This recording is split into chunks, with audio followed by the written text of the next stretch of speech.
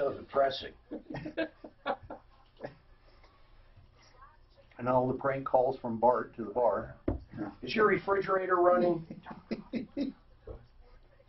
We'll go catch it. You got Albert McCann? Prince Albert. It was Kelsey's Bar. Was the name of the bar on the show. Kelsey's Bar. There was another spinoff, so they had the bar. I think Well, it was Archie Bunker's Place is what they called it after because Archie ended up buying it. That's right. But it was actually, that was a spinoff show. Right. Jefferson spinoff. And then there was one other spinoff. You guys remember? His daughter in Meathead, she was a veterinarian. Oh, I don't Now- remember that one. Yep, she was a veterinarian. It was on for maybe a year. Now, the original kid that played the young Lionel, do you know who he was? The young Lionel. The young Lionel, the very first Lionel. Okay. I'm gonna He's say- still famous today, but not on TV. No, who was it? Lenny Kravitz. Oh my God, no, I had no idea that was. Oh my God, dealership problem, dealership problem. I haven't even given the fucking phone number out. And you already got a dealership, bro. I got 3 dealership problems. It's looking like. Why would a dealership have a problem? It's not in my world. Hey Jeff, Death Wobble, what you've heard of that before, right? Yeah, I don't really deal with it too much, but So this was on a Ford F-250. yeah, it's all suspension issues. So Something not balanced, something loose, something it's usually something loose. loose. Some worn out components. So they said they couldn't do. Talk to Steve again on that, Mark, and they On a couldn't- brand new apparently truck, couldn't right off the lot. Duplicate it. Death wobble. Something's loose. And he said we Yeah. need to take another. Brand new off the lot? Yeah. Yeah. Something's loose. It's a brand new truck. You get 10,000 miles. Something's loose. And the dealer's not taking care of it? Apparently they were yelling at each other and stuff. So That's it's that not always really gets it. things accomplished. Yeah. I love when I get into email battles with listeners. I mean, I used I'm to- probably the only guy that fucking does it, actually. This lady got so upset because you don't say it's your opinion on Walmart. I was talking about Walmart yesterday. For a minute. I mean, God, it's weird what people pick up on. For a minute. They catch it quick, don't they? Oh, we had a message from Cornerstone on there for you to call them, Mark. What's that? Cornerstone, that's a company with that. Oh, is the guy coming on? Yeah. Where is he? No, he's not coming on. God damn it, I didn't pick it up. What were you saying, though? Because I wanted to discuss the that. owner of it left a message for you to call him. That's the price fixture, what they went out and going to do it for. Oh, the owner of Cornerstone. Yeah. Oh, okay. Well, does he want to come on the I air? didn't know. I was just leaving when Daphne. Let's give him the opportunity. I'd love him to come on the air. Daphne's got to get the number then. She's down there. Is that the heat from yesterday? Yes. Oh, yeah, I heard that yesterday. Half price. So you read theirs. I printed theirs out too. Have her get Eugene on. I want him on. Oh, wish I needed a furnace. Who's that? He's the actual caller. Okay. I want him on. Okay. Well, we're gonna get Daphne's. We want to get the other guy up here.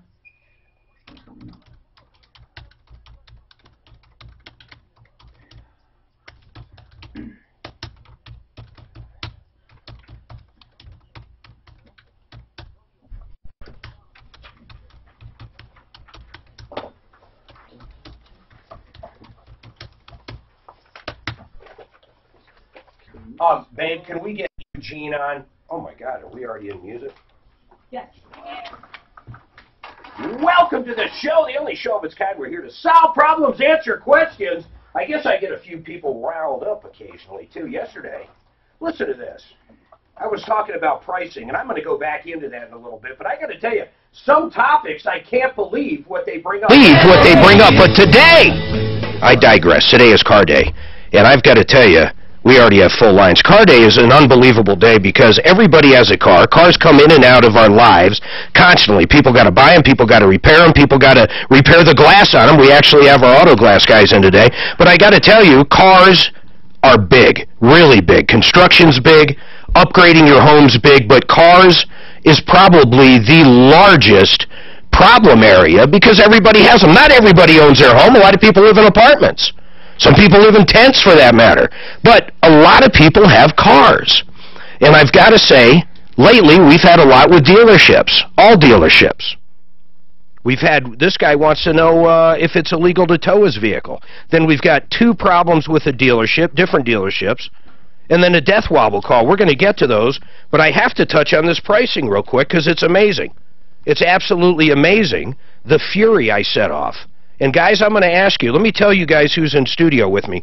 Great people, as always, Jeff Vick with Kimmer Transmission. Jeff, welcome, sir. Thank you and good morning. Good morning. You helped me out last week on something. I don't remember what it was. And then we have Rob Knight and Ron Cox. They're with Premium Auto Glass. So real quick, interesting story. We had a guy, you got to keep that off when it's there. We had a guy call in that a different auto glass place. What was that place called? I believe it was Insight. Insight? A while back? Yeah, they did it, and the guy calls in, the caller calls in, and his rear view mirror fell off, and it took a chunk of the glass out. And they wouldn't warranty it, but yet on their warranty, and I'll never forget this, on their actual warranty, the piece of paper that is their warranty certificate, it said they, blah, blah, we cover this, this, this, and anything that you have an issue with. And I'm paraphrasing, but that's literally what it said. If you have a problem, we'll take care of it. And they wouldn't take care of it. They kept saying that he grabbed it and did it on purpose. Even if he did, that's not what the warranty said. The warranty said they'd cover anything. But it was crazy. Then you guys called in and said, you know what that is, and saying they should cover it, and you guys did a free windshield for them. We just took care of it, Mark. We feel like the bottom line is keep the customer, kind of like you and I were talking about earlier, where we want to have people long range. We want them to come back and their kids to come back. Well, in that guy you did the free windshield, I guarantee him and his family will be using you forever. No, he was a great guy, but I agreed with him, and I couldn't believe Insight, if that was the name of it, how much they did it. But I brought up something on pricing yesterday. We had this caller, Eugene. In fact, hopefully we can get a follow-up from him today. I brought up, he sent us a quote from, what company was that? Cornerstone, Deputy Dan? And they're a HVAC company, and the quote for the furnace that I think he's going to end up getting was $7,800 or something. It was really, is that Gino? That's Gino. Oh, hold on. Hey, Gino, you sent us that estimate yesterday, right? I sure did. And you wanted to know my opinion. You actually said, hey, Mark, does this seem high to you or what? And I looked at it, and at first I was reading it a little wrong, but regardless, I thought it was high as hell. I thought it was extremely high. And I said, I would check, if you're looking for the cheapest price on furnaces, I think I brought up Price Fixer. I said, go to pricefixer.com. And then, all of a sudden, I get emails. I get hate mails. Well, you and Tom, you're starting to talk about pricing too much. You should stay out of pricing, and this and that. It was just unbelievable. It was unbelievable how I offended everybody in the world. But here's what I wanted to figure out. Did they come out and look at it, everything, Price Fixer, Gino? They sure did. Actually, they're here now installing them. They're there right now? Correct. Installing it? Mm-hmm. The day after they came out? Yes. How much was it? Okay, first of all, the first company, Cornerstone, gave you 3 different options. They range from $5,500 up to close to $8,000. And it looked like that didn't even include the price of the permits, but their estimate was very hard to read. But which one, apple for apple, did you go with? Because I don't want you to go with the cheapest Price Fixer one and compare it to the most expensive from Cornerstone. The most expensive one that Cornerstone gave me is the one I went with. So you went with, if I recall, it would be a 2-stage variable furnace that was, what, 90,000 BTUs? Yes. And that's the one you went with. So Cornerstone wanted how much? 70, what was it? 7,700 or 7,800, something like that. 7,800 plus tax, and it looked like plus permits. So let's say 8,000. 4% on for permits and inspection, yeah. So another 4%. Yeah. Okay, so how much was Price Fixer? Same thing. And by the way, they better have pulled a permit, right? They're not doing, this is a real deal. They're doing the permit. Did you need upgrades? The one thing a bunch of people reminded me of yesterday is, hey, you haven't looked at it, so therefore you don't know if it's $8,000 because they have to do all these upgrades. Correct. Cornerstone didn't talk about Well, we talked a code little bit. upgrades. We didn't talk a lot about the code upgrades that were needed, whereas that was one of the first things Price Fixer did. You mean what? They talked about the different stuff you needed? Yeah. Yeah, oh, I wonder if we're going to get. Code. I wonder if we're going to be up to the same price, and I'm going to owe Cornerstone an apology.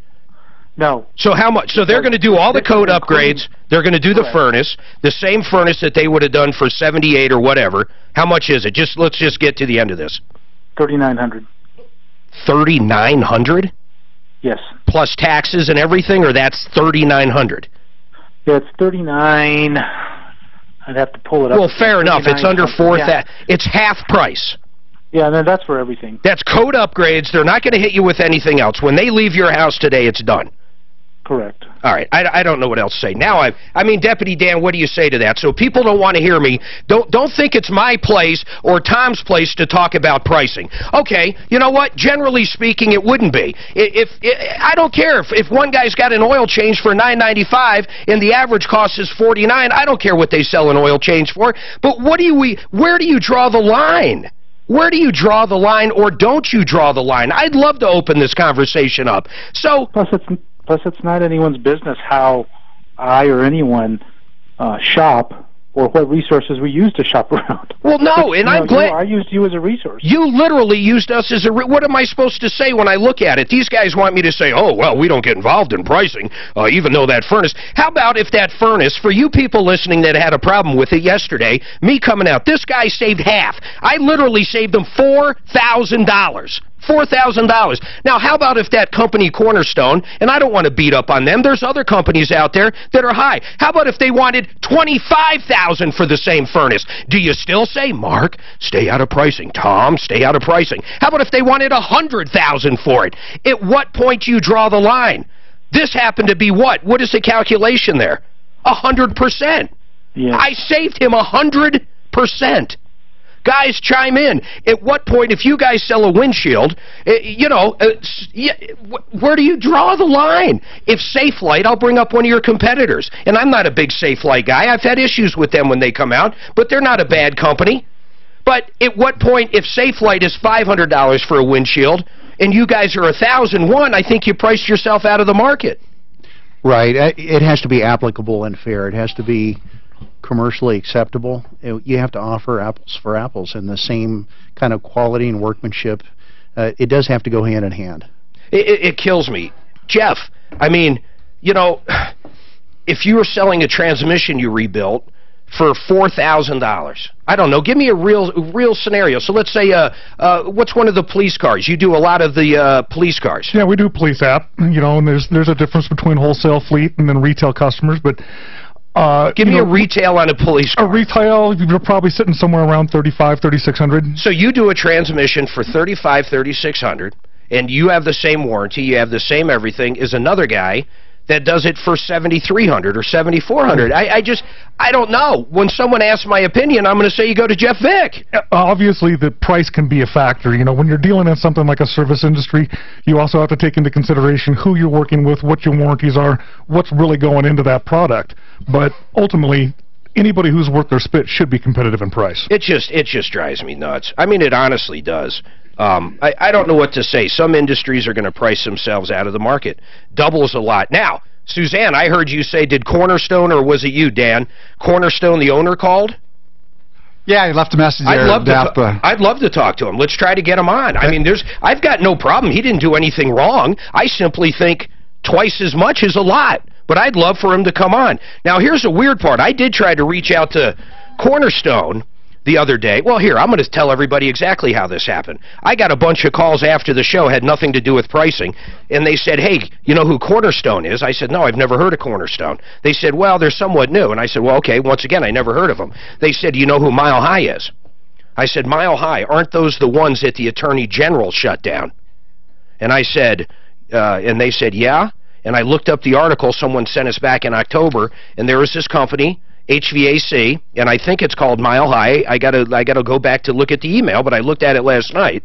And if you dial Mile High's phone number, the ones that the Attorney General said, you are no longer allowed to sell or repair furnaces. What they were doing is they weren't pulling permits anywhere, and the Attorney General shut them down. You know how hard it is to have the Attorney General shut you down? I mean, that's not hard. But when you dial Mile High's number, guess who answers? Let's go to break.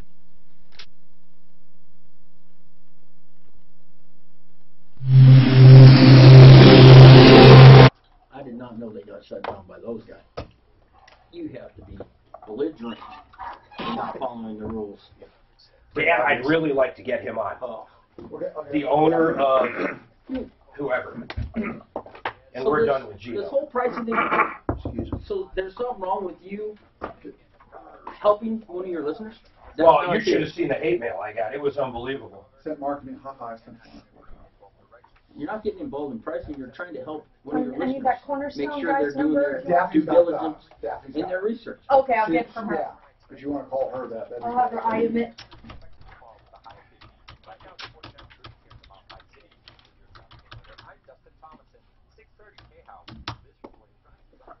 I think, Ron, we run into similar stuff with our dealers too.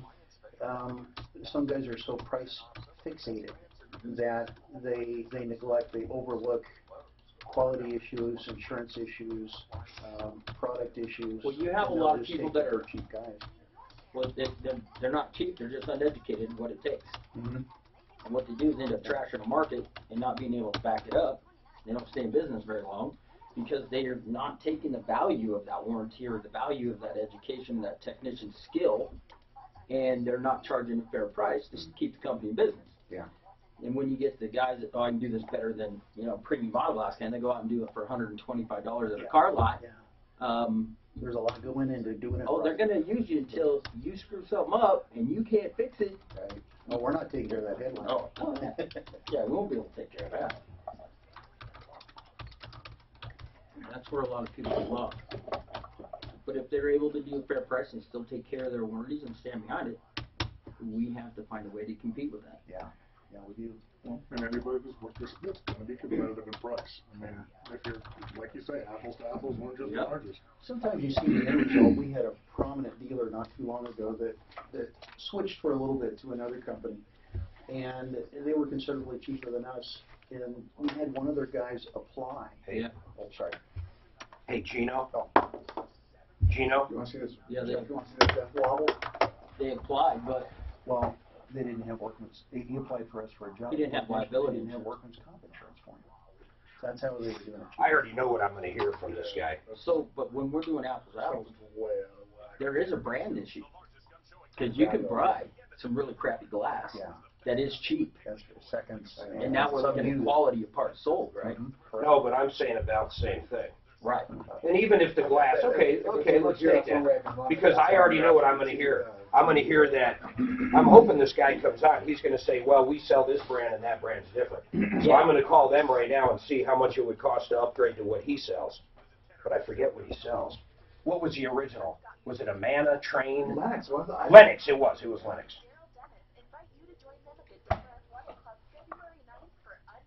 Hey, Todd, real quick, how much more would like a Lennox be? Because they were quoting a Lennox. If I hear, oh well, this is a superior product or inferior product. If the guy wanted a Lennox or an American Standard or whatever, I'm sure the labor wouldn't change. How much would the price be difference from the? I think he just told me you guys said 3,800.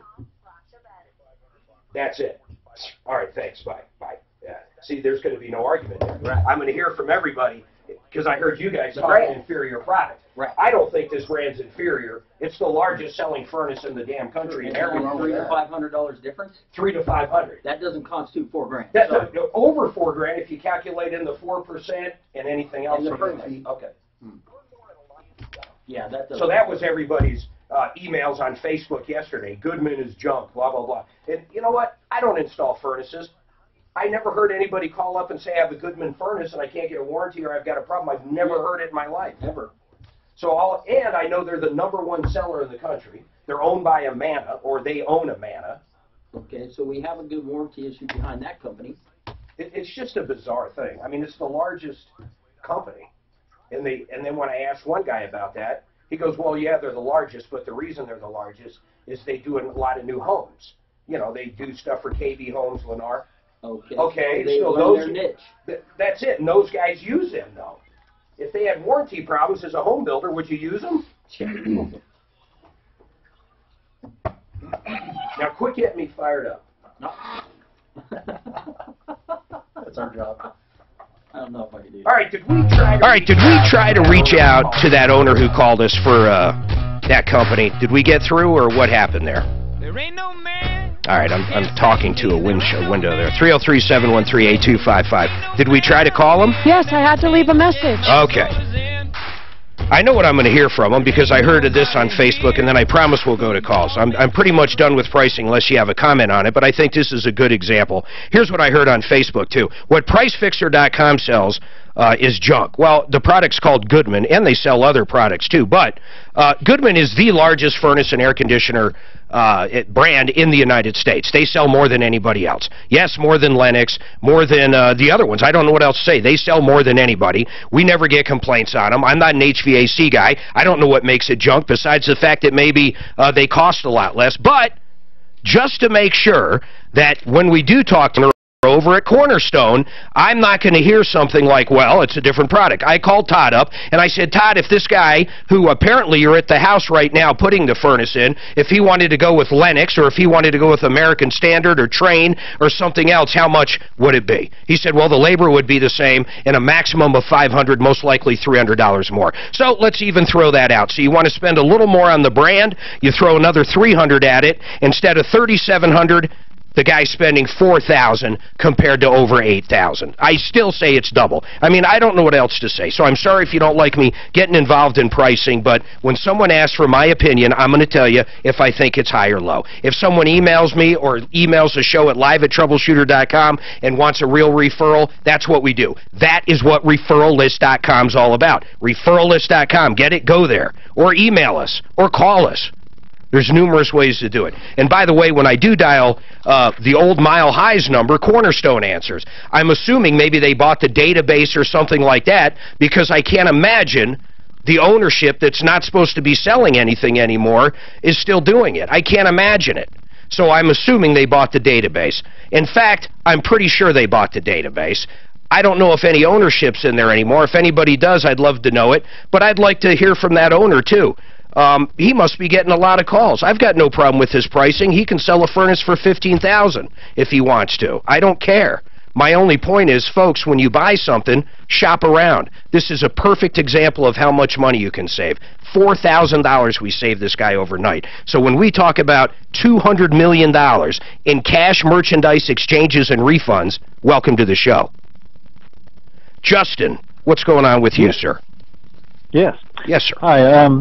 I have a couple questions about a car that was towed from an apartment complex in Boulder County to an impound lot in Denver. Okay. Since then we have retrieved the car, but I still have questions about the legality of some of the things I was told and some of the things I tried to find out and research. What did they tow the car for? Well, it was towed with a good reason. The plates were expired, so we're not contesting. I understand that. No, but I want to know why it was towed. So plates were expired, and did the person, is it your car or a kid's car? Whose car is it? It's the kid's car. Okay, so did he live there? He lived at the apartment complex, so it's a private tow, non-consensual, private tow from the apartment complex. It's kind of odd they told her from Boulder to Denver, but it is what it is. So then what happens? How many days was it impounded? Well, that's part of the question I have is apparently they got the car, and then it was 4 days later before I got the registered letter in the mail, and so I was wondering, one of my questions is, can they start charging the $30 a day from the moment the car hits their lot, like they said, or... Yeah. I mean... I sure would think so. I don't know why. I mean, I don't think the notice means anything. I mean, if someone parks, like, there's a Burger King downtown off Spear, I think it's Spear, wherever, and if someone parks there and runs across the street to somewhere else and they tow it, I mean, you're going to end up paying not only that tow bill, but, of course, if you pick it up the next day, that day, and you would never get notice that quick. Oh, So Justin, you didn't know where it was at? The car when it was towed? Yeah. It was towed from the apartment complex. Right, but you didn't know? I'm sure his kid knew where it was going. He retrieved it, and I kind of didn't know. So I got the letter because I'm the holder of the title. So I got the letter 4 days later, and I'm just wondering, one of my questions is, I guess, can they actually start the $30 a day, storage fee from the time they pull it into their lot? Yes. Even though I don't receive notice of it for 4 more days. That is correct. Wow. What happens if they didn't know? Okay, let's say it was a rental car and they towed it. How would they know the registered owner? All they would know is Enterprise. I mean, yes, if everything was done legally, and you said it was. If the plates were out of date, the apartment complex, I guarantee in their lease says they can tow it. How much did it end up costing altogether? I think it was under $700. Under $700. It was right up there somewhere, 600 or so, something like that. God, it's just, in my opinion, it's awful. It's absolutely awful. Awful. Well, awful. There are several. Yes, there are several awful things about this. One of which is that they claimed that they could charge us $150 just to send the registered tow notice. Just to send the notice. Well, that I would want to check on. In fact, let's do this. Suzanne, can we check with one of our tow truck experts? I know it's not Martin anymore. I forget who it is, but let's get them up. It's the same company. I'd like to ask that, and we'll ask that. So hold on, okay, Justin? And then, Wyatt's would know that as well. It's got to be a tough business. Tow truck drivers, they get hired by an apartment complex because the parking needs to be a certain way. You can't have everybody parking there. Everybody understands this. I guess where I'm going is they get a bad rap. Now, some of them really suck. No matter what they suck. But I got to say, in general, it's got to be a hard business to be in because you're never going to be anybody's friend. Imagine if you do repos, too. Oh, my God. You're the repo man. That's not a good thing. But, hey, someone's got to do it. Jerry, what's going on with you? Jerry, you're up. Oh, hi. Hi. I'm calling because I have a son who purchased a full retail vehicle on November 11th from a dealership up in the Springs. You mean a new vehicle? It's a 2012 Jeep Rubicon that's been modified. What did you mean by full retail vehicle? I'm just curious. He paid full price for a full retail price. Okay. It wasn't, I understand. Any deal because the Jeep had been modified. It's a 2012 Jeep Rubicon. Rubicon. Oh, that's a nice vehicle. Yeah, it's a very nice vehicle. How much did he spend on it? Well, he paid $25,500, and he bought a warranty that was another $3,000. Okay. So he ended up paying about close to $30,000 out the door when it was all said and done. Okay. So what's the problem? So he drove it for a couple of days before he realized that there were some major suspension issues, and so he took it to a... Was this thing jacked up? You said it was lifted. I mean, what are we talking? Just bigger tires, or they actually did what?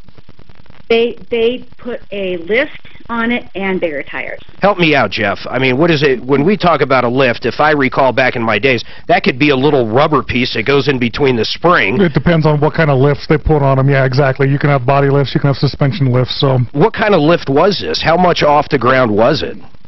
It's a 6-inch lift off the ground, but we realized after he took it to a mechanic when he was having trouble trying to keep it even going straight on the road.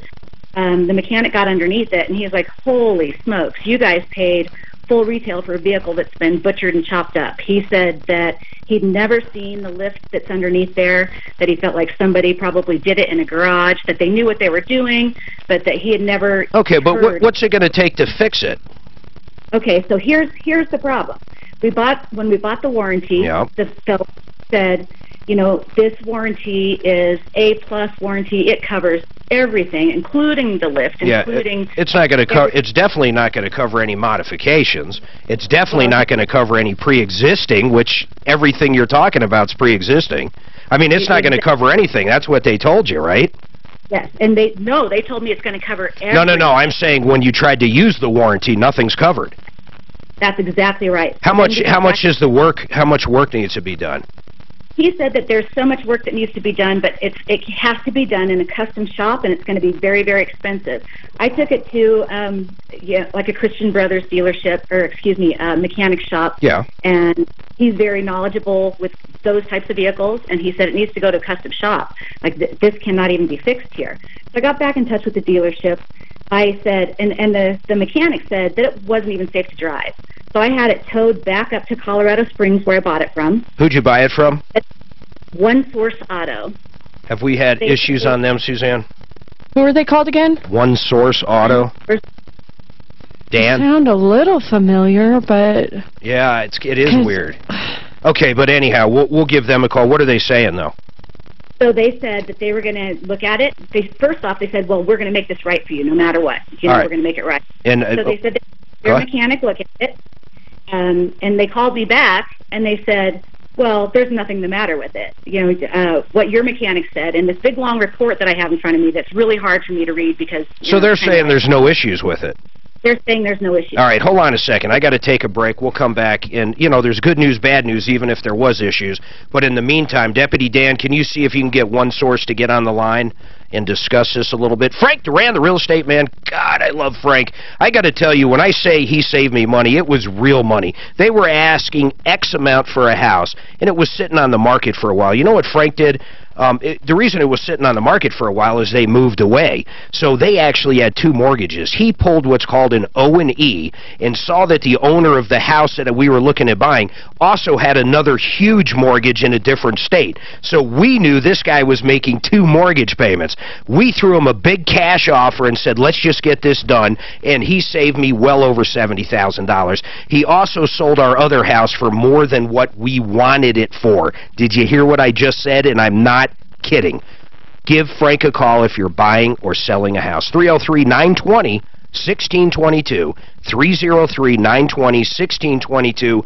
Frank Duran, the real estate man.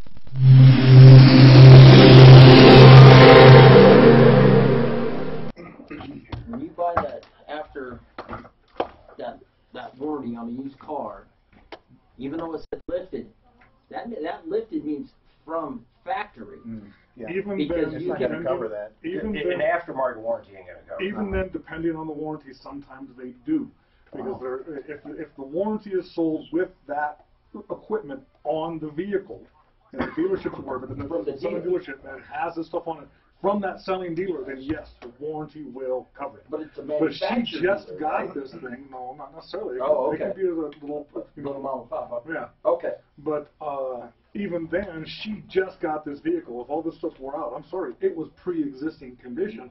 Right. They're not going to cover that. Yeah. Right. And they shouldn't. Good case for always check it out, like you guys always say. Well, he got excited about this big, bad-looking Jeep, Yep. and he spent his money on I it. said nearly the same thing. It didn't go. Beautiful lifted Looks neat. Wrangler. Didn't go driving. Yep. Maybe you should have test drove it. Sure does look neat. Has no power because it's got 38-inch tires on it. We found that out. Yeah. Oh, by the way, I get 2.4 miles to the gallon. Downhill. That's if I'm going downhill, exactly. The speedometer don't work. Well, it does, but at 55 it says I'm doing 16. Yeah. Right. Can you believe that savings on that furnace, though? Yeah. That, like, I'm still I'm gonna going. need that. I'm waiting for it to be completely done and over because I'm still like, holy moly. Yeah, a little bit out on the jury yet for that. A little bit. Yeah, but they'd have to be crazy now after having them on the air to even think of. If they even came across another problem, they'd have to be insane to do anything. But that's crazy. $4,000, guys. It's amazing. That's just for the furnace. That doesn't include the air conditioner hookup or anything else. Well, we're talking total out the price was double. Double. Double. Okay, Thorlaw. Ooh, I heard from him today. Consumers Real Estate Show. That's right, a real estate show for consumers. All inside information to help you, the consumer. Every Saturday at 9 a.m. right here on Talk Radio 630 KHAP. The Consumers Real Estate Show, Saturday mornings at 8. I had a customer come in last night at 5. Had a chick right in front of one of the cameras on a Subaru. What did he do? Well, that's tricky. My first question was, can I see your dash, turn your key on, so we could see if there was any, he's inside there? Yeah. Did you, I had sent you that email on Cornerstone. There's a step ahead of you, always. I don't even understand what you're saying, Anthony. You were Please, on air asking for Cornerstone's phone number. Are they coming on? I was a step ahead of you and had sent you an email on that. I don't know, I sent it to Savannah. But it came up to tell Mark that the feed, Dan, the feed keeps cutting out. The little rock chip will mess up that front end collision. Yeah. So I had him turn on his dash. He had the amber light. It turned on. It turned off his front end collision. And the light came on the dash to let him know, and he wasn't paying attention. And I said, you have a problem. I can repair that, but you're still going to have a problem. So I said the best thing is call your insurance company, let you replace this, because I didn't want to touch it. Right. Because it's all tied into safety and how the vehicle functions and what that component does. If it wasn't, it wouldn't be so much of a problem. Yeah, anything in front of the camera. Yeah. I was like, I didn't want to own this issue. So you can call the insurance company, let's get your windshield replaced, and we're going to avoid this problem 100%. It didn't work because I got to repair it. Well, I don't have my job. Drew, I'm going to knock out Rockies. I'm telling you, it was a problem. Ooh.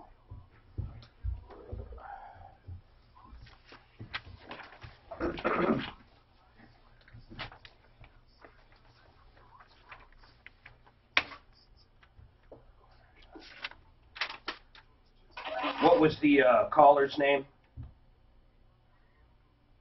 Gino.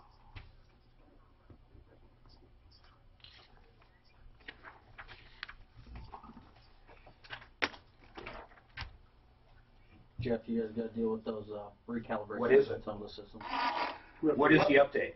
Worry about recalibrations on some of those systems on these cars. Oh, heck yeah. Darn near everything. Maybe more sometimes. Okay, so when I'm talking to you during the show and you're not answering, somehow this is my issue. Some of them, particularly on Fords, you put a solenoid on there. They have a flow rate in there. You have to go in there. All right, 303-713-8255. By the way, it's car day, so let's talk about Rocky's Autos real quick.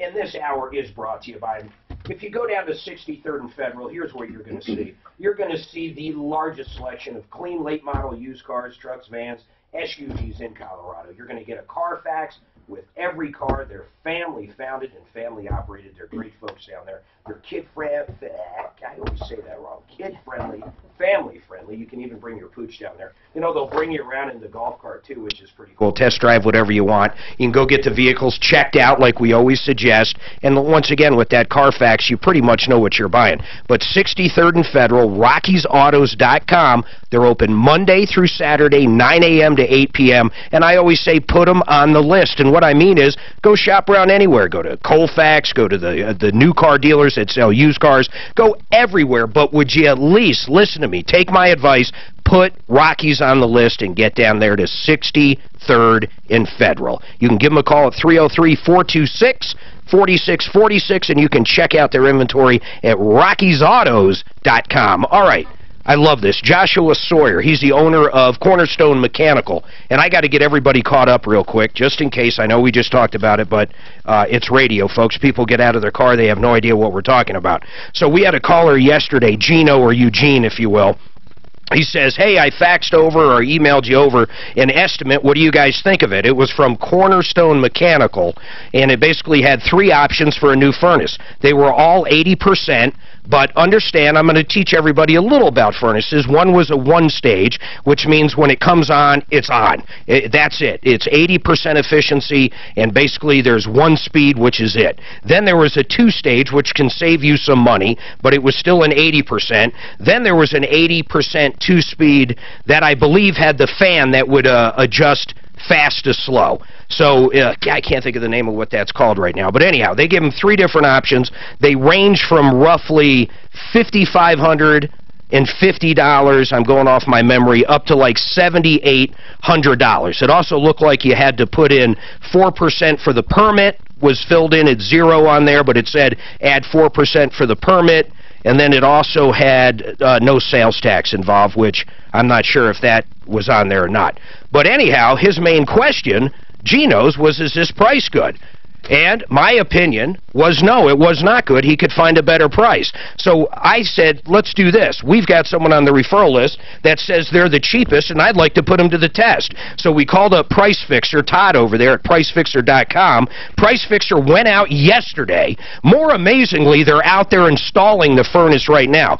And he went with the 2-stage that has the variable speed. So we went with the one Cornerstone wanted $7,800 for. Now, before I even bring up Joshua, because I already guessed what Joshua was going to say, and I am so glad when companies come on. And honestly, Joshua and Cornerstone did nothing wrong here whatsoever. This whole thing started because someone wanted to know what I thought about a price. That's it. There's nothing else to it. But I wanted to clarify, too, with Todd, the owner of PriceFixer.com, if we wanted the same one, the Lennox furnace, compared to the brand Price Fixer sells, which is, what is the name of the brand they sell? Woodman? Goodman. Goodman. They sell Goodman, which everybody says, oh, they're not good. So I said, if he wants to upgrade to the Lennox or upgrade to the American Standard or upgrade to a Train or upgrade to something else, Todd, how much would that be? Todd said $300 to $500 max. So instead of $3,700 for the whole job, labor, parts, permits, everything,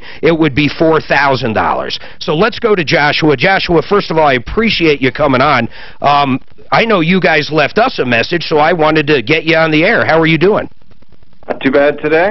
Well, what's going on, man? I mean, once again, you have done nothing wrong here. I don't see any issue. You guys just cost more than the other guys. We have people on the referral list that would cost more than Price Fixer. So, I mean, I get it. No, I understand that. And there's always different costs for each company in doing business, and that's understandable. Well, yeah, and honestly, I don't know how big Cornerstone is. I did want to ask you this, though.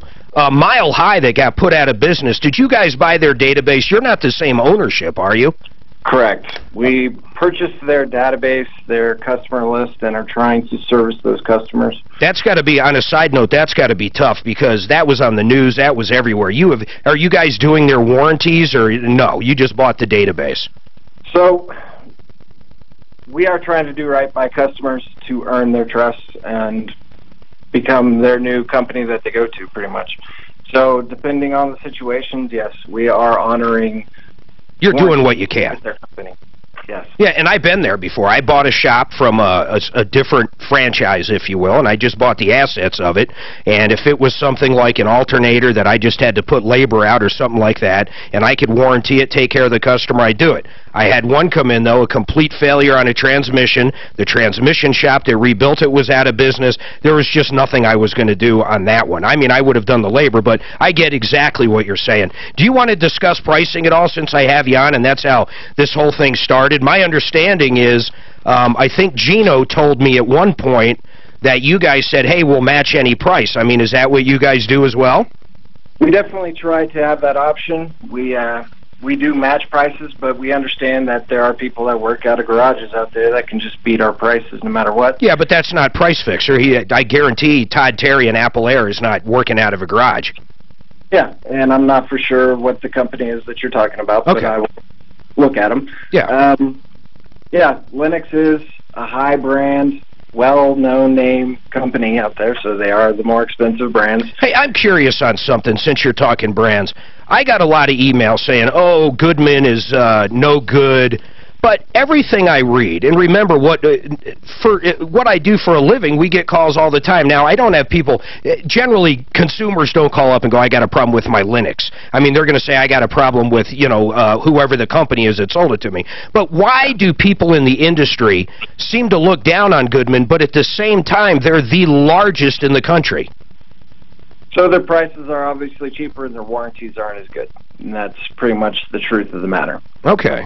All right. Well, I mean, we'll see how it goes forward. You got anything else you want to say, sir? I'm glad we got that out with the... I had 2 or 3 people in your industry, not on air but off air, say, hey, look at Mile High and dial that phone number. So some of your competition is spreading, rumors you're the old ownership, and I'm glad we got out that you guys have nothing to do with it. And quite frankly, I looked into it a little bit yesterday, and I don't think you have anything to do with the old ownership whatsoever. Agreed. That ownership has actually changed names and are now under ownership called Grandview. Grandview, are they out of here still? Yep. Are you kidding me? Golden. Yeah. You know, the AG goes after them, and you're telling me they reopened under Grandview? Yes, and I have been in communication with the AG, allowing them to know about all this information. I'll tell you why I'd be pissed too, because I've bought databases before, and I've sold databases of customers. And I've got to tell you, if I purchased a database and then they turned around, and I guarantee they still have access to it, if they're contacting those old ones, I'd be on with an attorney before you could blink. Trust me, I already am. Yeah, that's insane. I feel bad for you. If there's anything we can do, in fact, you're doing a great job right now. Grandview, I got to tell you, I got to verify this. I want to verify they're the same people as Mile High. Did they? Is it under like a wife's name or a sibling or? Go ahead. It's the son of Kevin Dykman. It's Corey Dykman. So it's under Corey instead of his dad. Well, you know what? I feel the necessity to warn people out there about Grandview. Then, if everything Joshua is saying is gospel, I've got a big issue with that, because they did a lot of things wrong. We had Plumline, who's on our referral list, actually going out and double-checking things they did. They weren't pulling permits. How hard is it for the Attorney General to shut someone down? You never hear of it. I mean, this was so egregious, they shut them down. Agreed. And actually have put bans against these people owning companies, so they've opened them up in other names. Joshua, do you guys do service? You guys do everything, right? Yes, sir. We are HVAC, so we do heating, air, and boilers.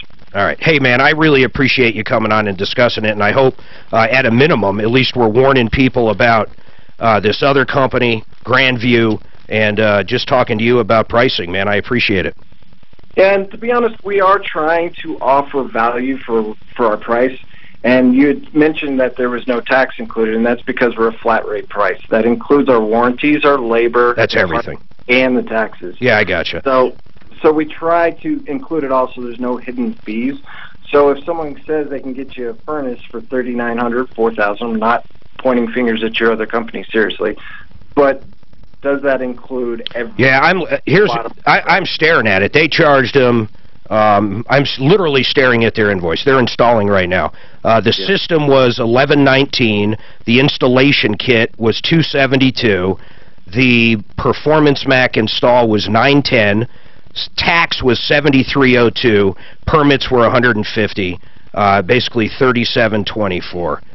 So, I mean, that's the deal. But anyhow, I appreciate it, man. I've always said that I think the entire industry is going to change. I understand the pricing more than you probably understand that I know it. And a lot of times, it's one of those weird things where the larger you get, the more overhead you get. It's like anything. It's difficult.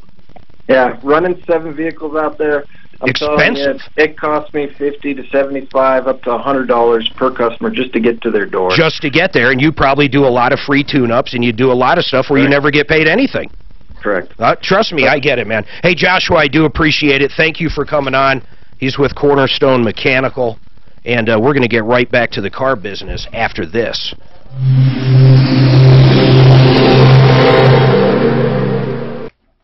Yeah, that was... I know where he's at. He's like, I simply can't do it for that price. And the reason is exactly what he said. It's overhead. Here's how Price Fixer does it. They have an entirely different model, too. They have Apple Air. Apple Air is going to be less than those guys. They're going to be a little less than Plumline, but they're still going to be high. Right. If they can't sell it because it's a value shopper, they run it through the Price Fixer model where they get the kickbacks and stuff. They're really getting the best of both worlds. Plus, Apple Air does one of the largest... building commercial businesses out here. Oh, they do? Yeah, he does a lot. So even when the consumers, everything goes down, you own a mall or a building or an apartment complex, you got to fix it regardless. Right. But this guy thinks he's one man in the truck. It's a bigger company than what his is. Yeah, I have the death wobble video ready to go. Oh, perfect. I'm glad to hear they have nothing to do with it. And what did we figure out here? Grandview. Yeah, that's definitely, yeah. Make a note of that. You know what's funny is, it's the kid. So legally, the kid wasn't told not to do it. Sure. I mean, really, it's kind of, there's no legalities here that I know of. Now, this poor guy, I guarantee they're hitting that database. Right, and that's like I say, and it sounds like he's on top of it. So. Yeah.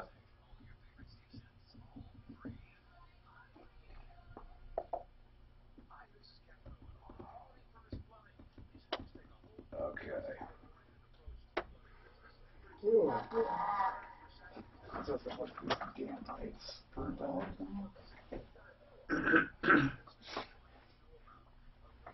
It's not going to get any brighter by moving it. It might turn on. Beat it with a hammer. God, what was the movie that? Grab it and smack it with a hammer. I forget what it is. It's funny. Oh, it's it might have been Christmas Vacation when the squirrel's running. Yeah. Oh, yeah. It was. You could have put it in his coat or something. Yeah, Smack it with a hammer. Smack it with a hammer. And the family goes, oh! Oh, man. That movie kills me every year. We watched that a few weeks ago. Love it. The bully on what's the other one called? Christmas Story. You know, yeah. I read this article. He makes about $1,800 a year. $1,800, or maybe it was $800. $800 or $1,800 on residuals for that. That's Still. it. It's watched more than like any other Christmas movie every year, every single year. But he probably was only in there for 5 minutes. It's that, yeah. Yeah, but still, my God, man. Marcus. That was Marcus. Marcus? Was that his name? Redheaded. Yeah, Marcus. He wore the coonskin hat. Yeah. He looked like a bully, didn't he? And he had his little toady. And he got pounded in the end. Yeah. Try out with that. Try out with that. He almost did. So why did he say hit him versus the BB? What did he tell his mom that oh, what was it? Oh, that's right. Yeah, from the gutter or something. Yeah. I like when they cuss on that show. They wouldn't mention cuss. What's that guy? Darren Gavin, I think. When he's in the car, he goes, "But I didn't say that. I said the ultimate, the mother of all customers."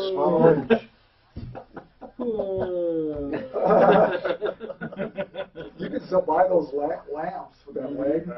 You know how he is so proud of that leg? I have one. No way! I swear to God, I have one. It must be Italian. Suzanne bought it for me, I think 2 years ago. Really? Yeah, it's only this big. Oh, man. The lamp and everything. Yeah, it goes right on the table. It's the real lamp. It works. That's good. He was so proud. It wasn't a lamp, though. It was a super surprise. No, not a surprise. Award. Contest. It was a contest. It was an award. No, it was a contest. Yeah, I know. He won the contest, but it was his super award. Okay. In the furnace, when he would go down and fight with the... Oh, yeah. My old man would fight with that furnace. That guy was on a show called Night Stalker. Darren McGavin, I think. I've heard of that. Yeah. What a great show. All right, 303-713-8255. Suzanne, did we get an update? You said you talked to our tow guys, right? Yeah, he's on vacation with his kids, so he just answered off the air. Oh, what was it?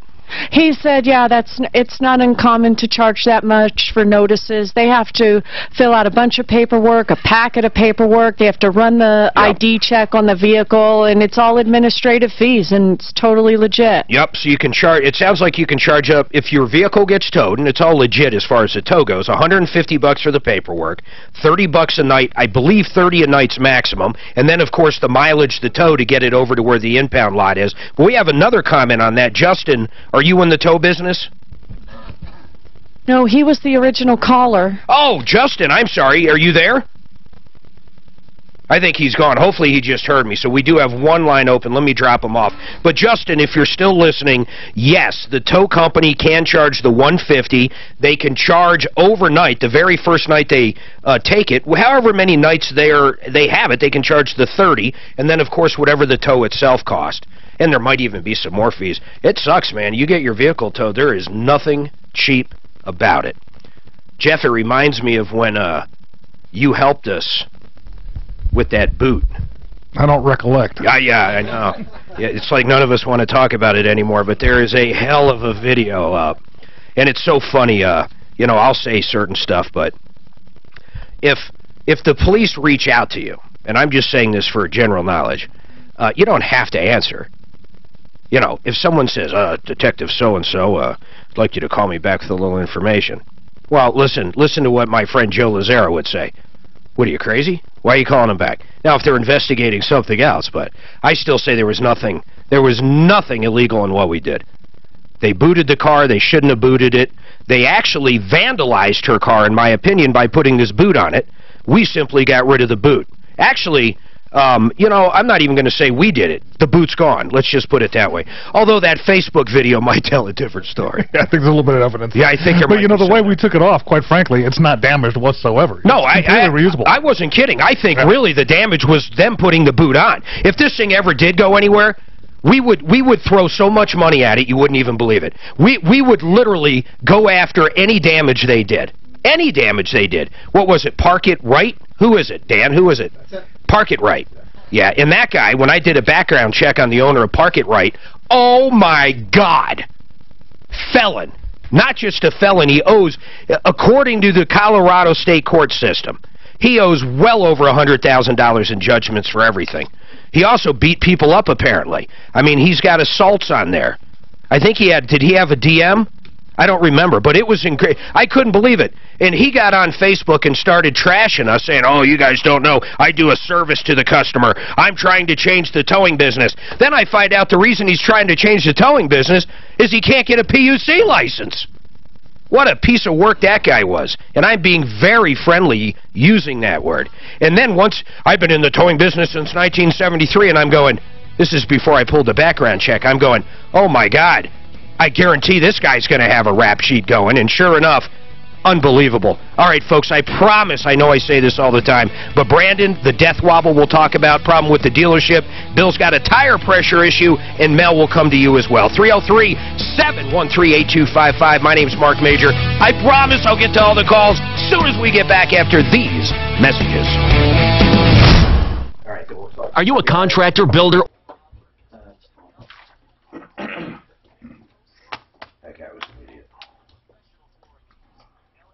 Which one? Park It Right. Oh. What idiot. That Park It Right guy was, what was he? Oh my God. He was so dumb coming on Facebook throwing shit, throwing stones.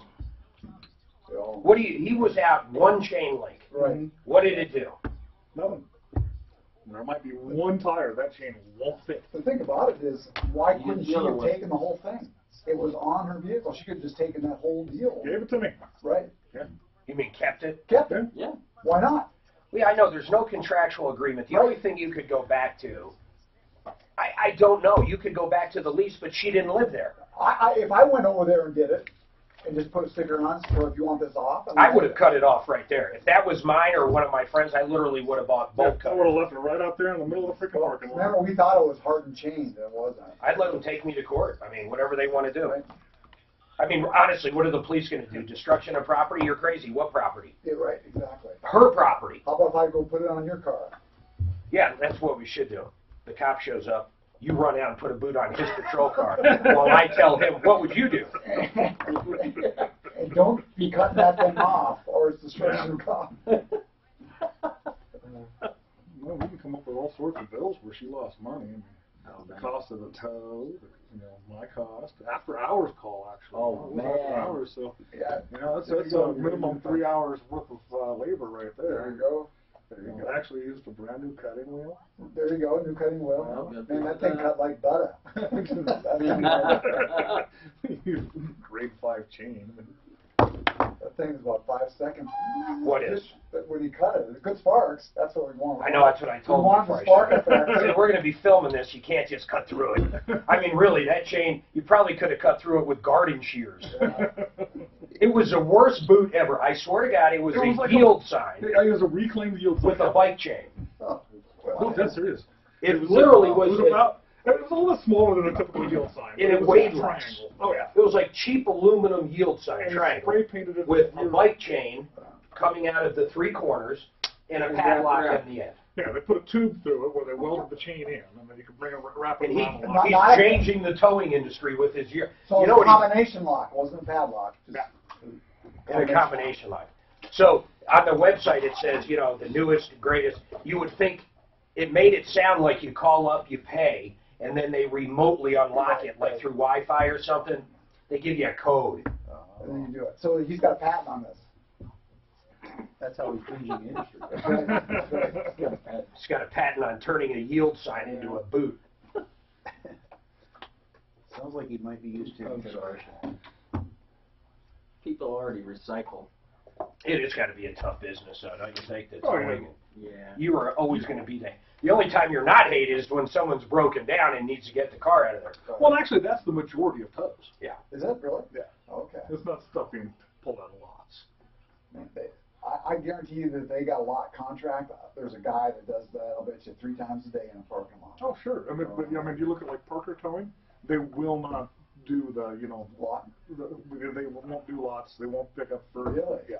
But if I they had want nothing to do with it. if I had a place downtown, Tom owned a bunch of parking lots, man. You can't. People just can't pull in and park for free, dude. You got to get rid of these cars. Right.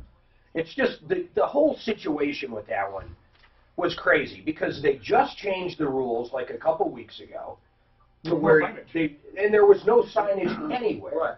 In fact, the only signage said parking rules posted. So as you drive in, it says parking rules posted, no parking under covered parking, and that's it. And then there's no other rules posted. But they sent out notices to all the owners saying, here's the new rules. This person was visiting over there. So Visiting her grandkid would have never got the notice. No expectation. Was there for like an hour and her car's booted. Wow. That was fun. You should have seen Tom. He was so back in his element, wasn't he? Oh, yeah. He was walking around like a kid on crack. Oh, yeah. If he didn't have that gum in his mouth, I'm pretty sure he would have busted some teeth out of his head the way he was chonking down. He was up, man. Now look, this is what we're going to do. The only time I've seen him recently worse than that, or not worse, I think it's great when he gets that way, but Bentley Bath, holy moly. It was embarrassing sitting here. Oh my God, it was wild, wasn't it? Wild. I was the calm one. And it was during the break, you know, then you just like flip it back on when he went on the radio. He was like, you fucking motherfucker, if that was my fucking mother, I'd fucking kill you.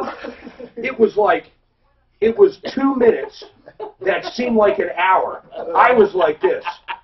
I looked like the kid from Home Alone.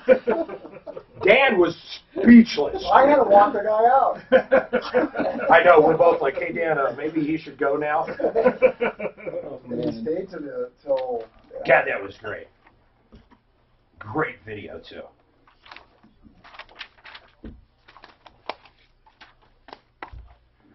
Yeah. Great video. This guy was, what, charging the elderly 15, 20K for a tub. Yeah. No, he charged, no, it was, no. It's way worse than that. First of all, it was all paid by Medicare. It was probably 15 grand for a whole job.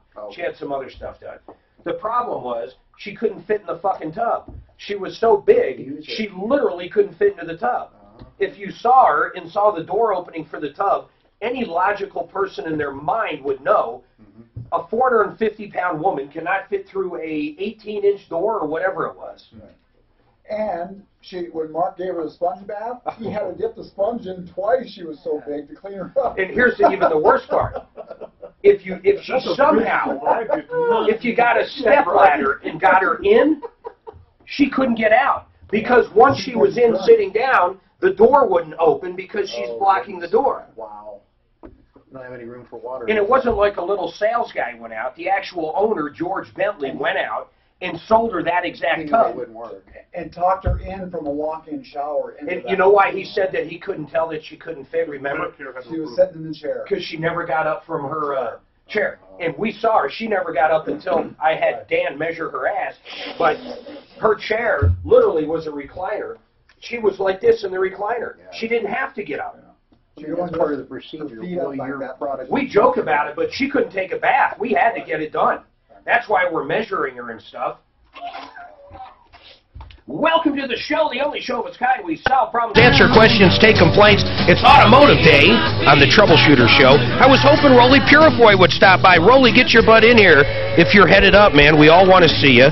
And also in studio, Jeff Vick with Kimmer Transmission. Any transmission calls you have, any questions about transmissions, automotive in general. And then Rob Knight and Ron Cox with Premium Auto Glass. We're going to talk a little bit about auto glass because I did not realize with some of the new sensors and stuff on these vehicles how dangerous it can be just to get your glass replaced. Sometimes they got to be recalculated depending on the vehicle, and we're going to talk about a particular Volvo there was an issue with and some other problems. So auto glass is a lot different now with heads-up displays and all the sensors with the automatic braking and everything else. You know, if there's a car next to you on either side, if you have a vehicle that has a lot of these extra goodies and your windshield cracks, there's a lot more to it, or there can be a lot more to it. So I want to dig into that. But meantime, I promise to get back to these lines. Who's been holding the longest, Suzanne? Is it Brenda, babe, or Brendan? Brendan, yes. Brendan, you've got a death wobble. This is incredible.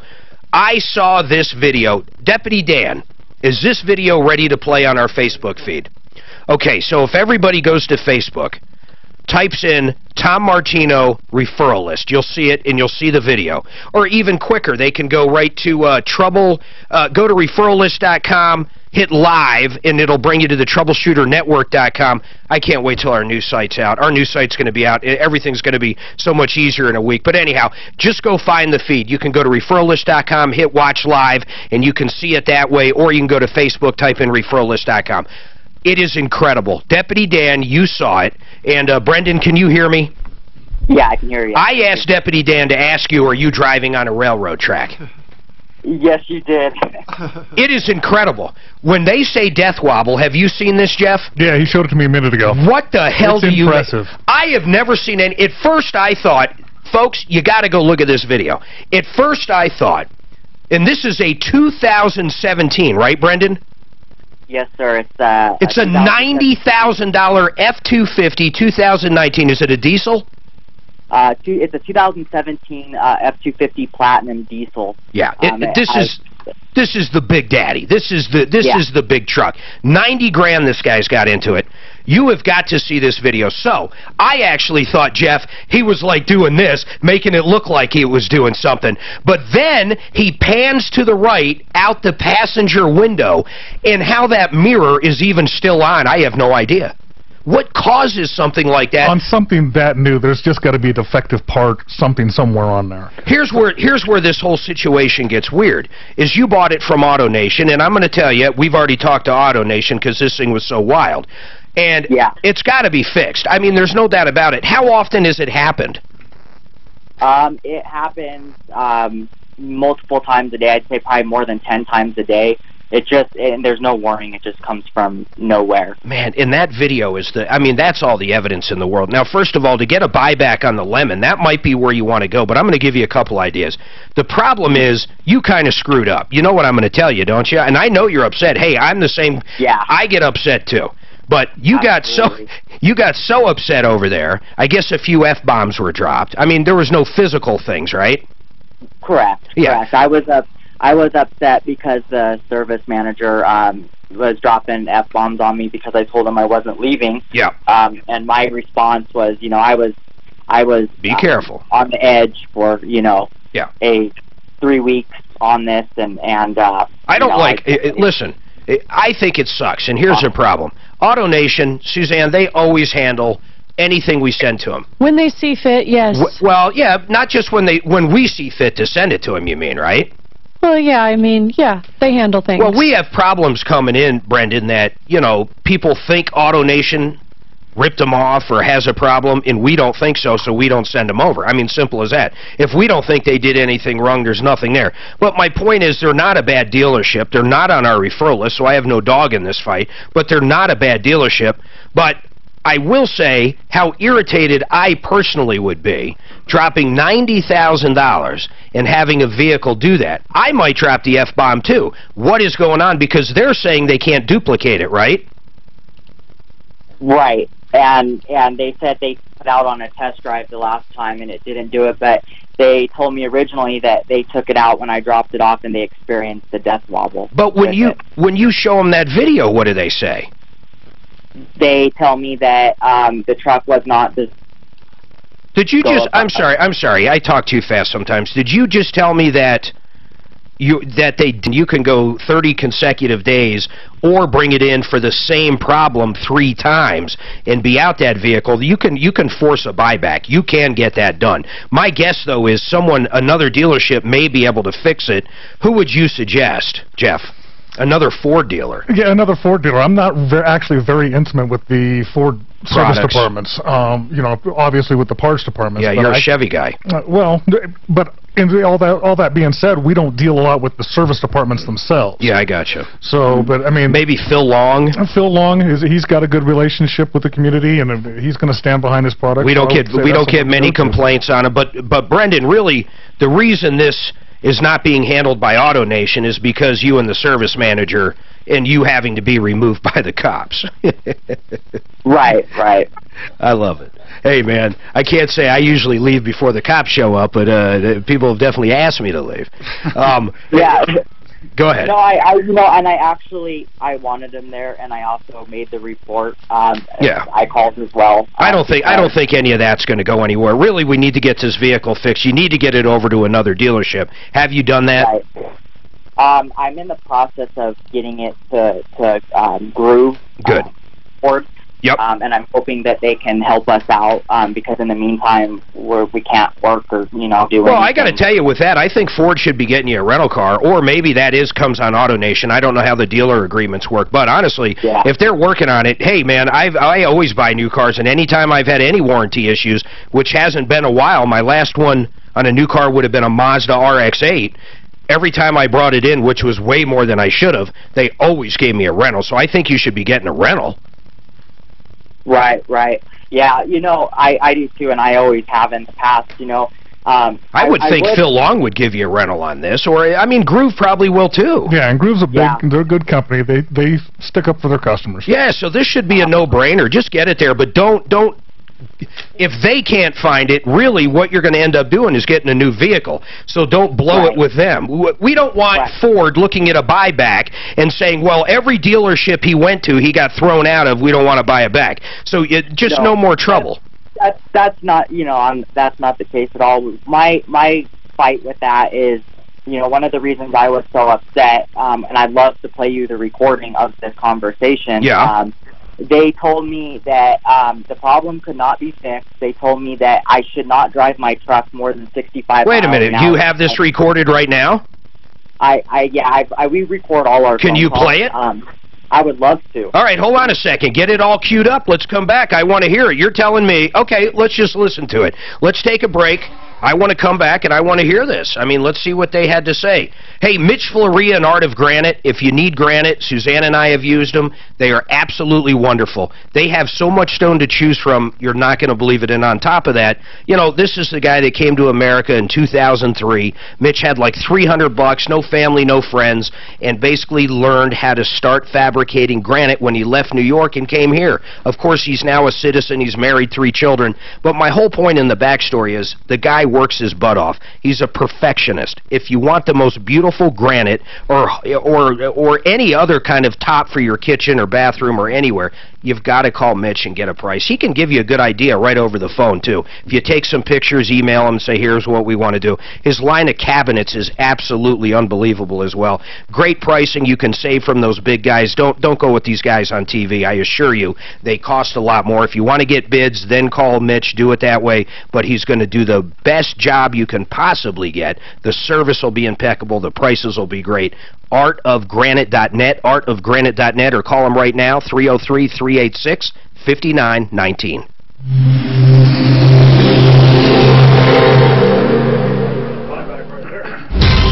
From the Do you really think they said that?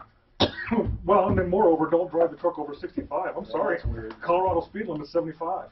So you've got to be able to do 75. Yeah, but who would tell someone not to drive over? Yeah. I got to hear it for myself. Exactly. Hear it? Now, I didn't hear that. if it started happening at 80 and he was complaining about it, then they're actually not obliged to fix it. Maybe he said that during the intro they were going to look at it. I also remember, everybody leaves shit out. Let's make sure he didn't chip it. Let's make sure he didn't put big Goodyear Wrangler MTs on it. He said he hasn't done one thing. He hasn't even changed the light bulb. It's all stock. It's all stock. And that's like us. If we get an air leak in a window, you don't tell your customer turn your radio up. Have you ever seen a death marble like that? Yeah, well, I do. You won't hear it if you turn your radio up. Yeah, there you go. Come on. Bro. We hear death wobble. That's incredible. Is there anything he could be doing to do that? I mean, I guess those tires could be so out of balance, but wouldn't you think they'd check that? Well, yeah, but that wouldn't be an intermittent issue. Oh, you're absolutely right. That would be every time. There's going to be something in that suspension. It's just a defective part, or something's loose, or something along those lines. Sooner or later, somebody's going to find it. Yeah. My guess is the conversation was not, don't drive it over 65. The conversation was until this issue is resolved. Yeah. Do not go over 65. He said if you wanted, he said if you want a speed truck, you should have got an F-150. This thing is a Raptor. Hey, babe, make sure. Oh, wow. Oh, is he calling back? No, that's not the way it works. Was it courtesy? He's going to be playing a recording. We need to make. Who was? No, it was AutoNation, Littleton. Oh, courtesy, the old courtesy. Is that what He says that the guy at AutoNation said that they can't fix it and don't drive over 45, 55, 65. The truck's not made for it. Yeah, do you have it? Well, he said he was going to play it. All right, well, I don't know what he's talking about. We got to ask him then.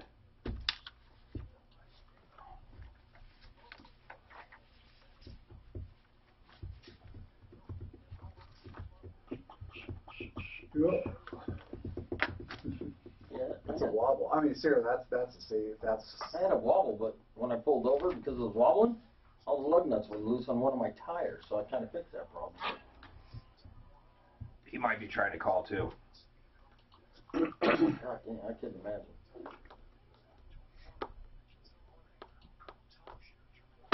I thought you were finished. That service writer would be on a long. How about when I'm talking to you and you're not even answering and I'm live?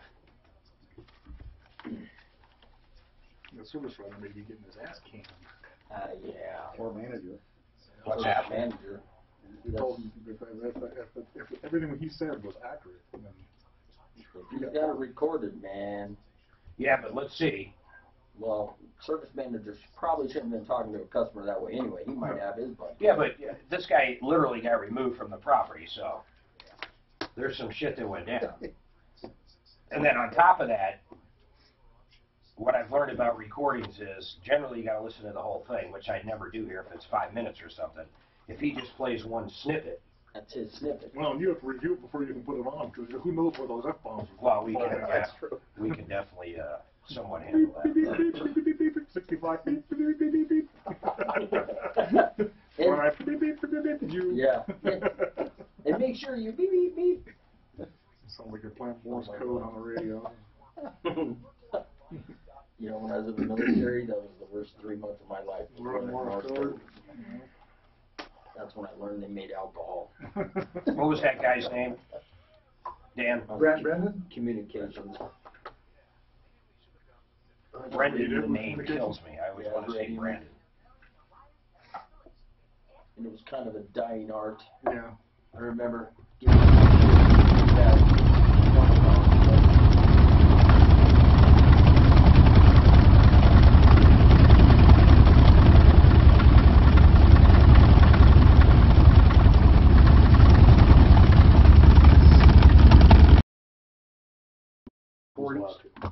Yeah, right. It was funny. There was only 2 of us on the ship that knew Morse code by sound. That's crazy. I'm going to do Fuller. You know, if you're in an accident and it's someone else's fault, first of all, you know who to call. You're going to call John Fuller like Suzanne and I did. But if you end up talking to the other insurance company and they say, hey, we accept liability, don't be fooled. That doesn't mean they're going to pay you anything, or it doesn't mean they're going to pay any more than the property damage if you're injured. You need to hire an attorney. If you're hurt in an accident, you hire John Fuller. I got to tell you, He fought. It took a long time. These insurance companies will throw money at you quick because they think you'll settle real fast because you have to have the money. Oh, I got to have the money. And maybe you're in the situation where you do have to have the money. Then John will fight for the best up front. But we waited a little bit, and John kept saying, let's wait. I think we can get the full policy limit. And sure enough, ultimately, within the last couple weeks, he did. He got Suzanne and I the full policy limit from the people that hit us.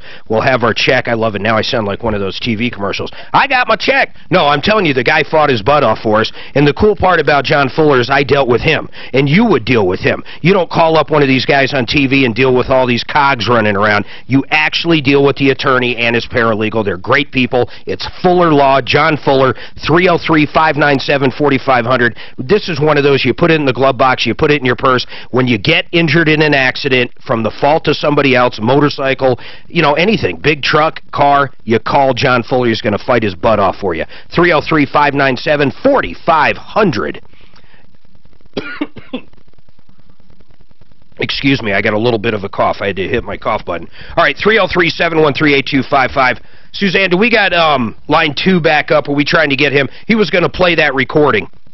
Well, he's not answering now. I've still got a field line 2, so why don't you go to 3? Okay, so listen, as soon as we get this guy back up, we lost him during the break, we're going to hear this recording.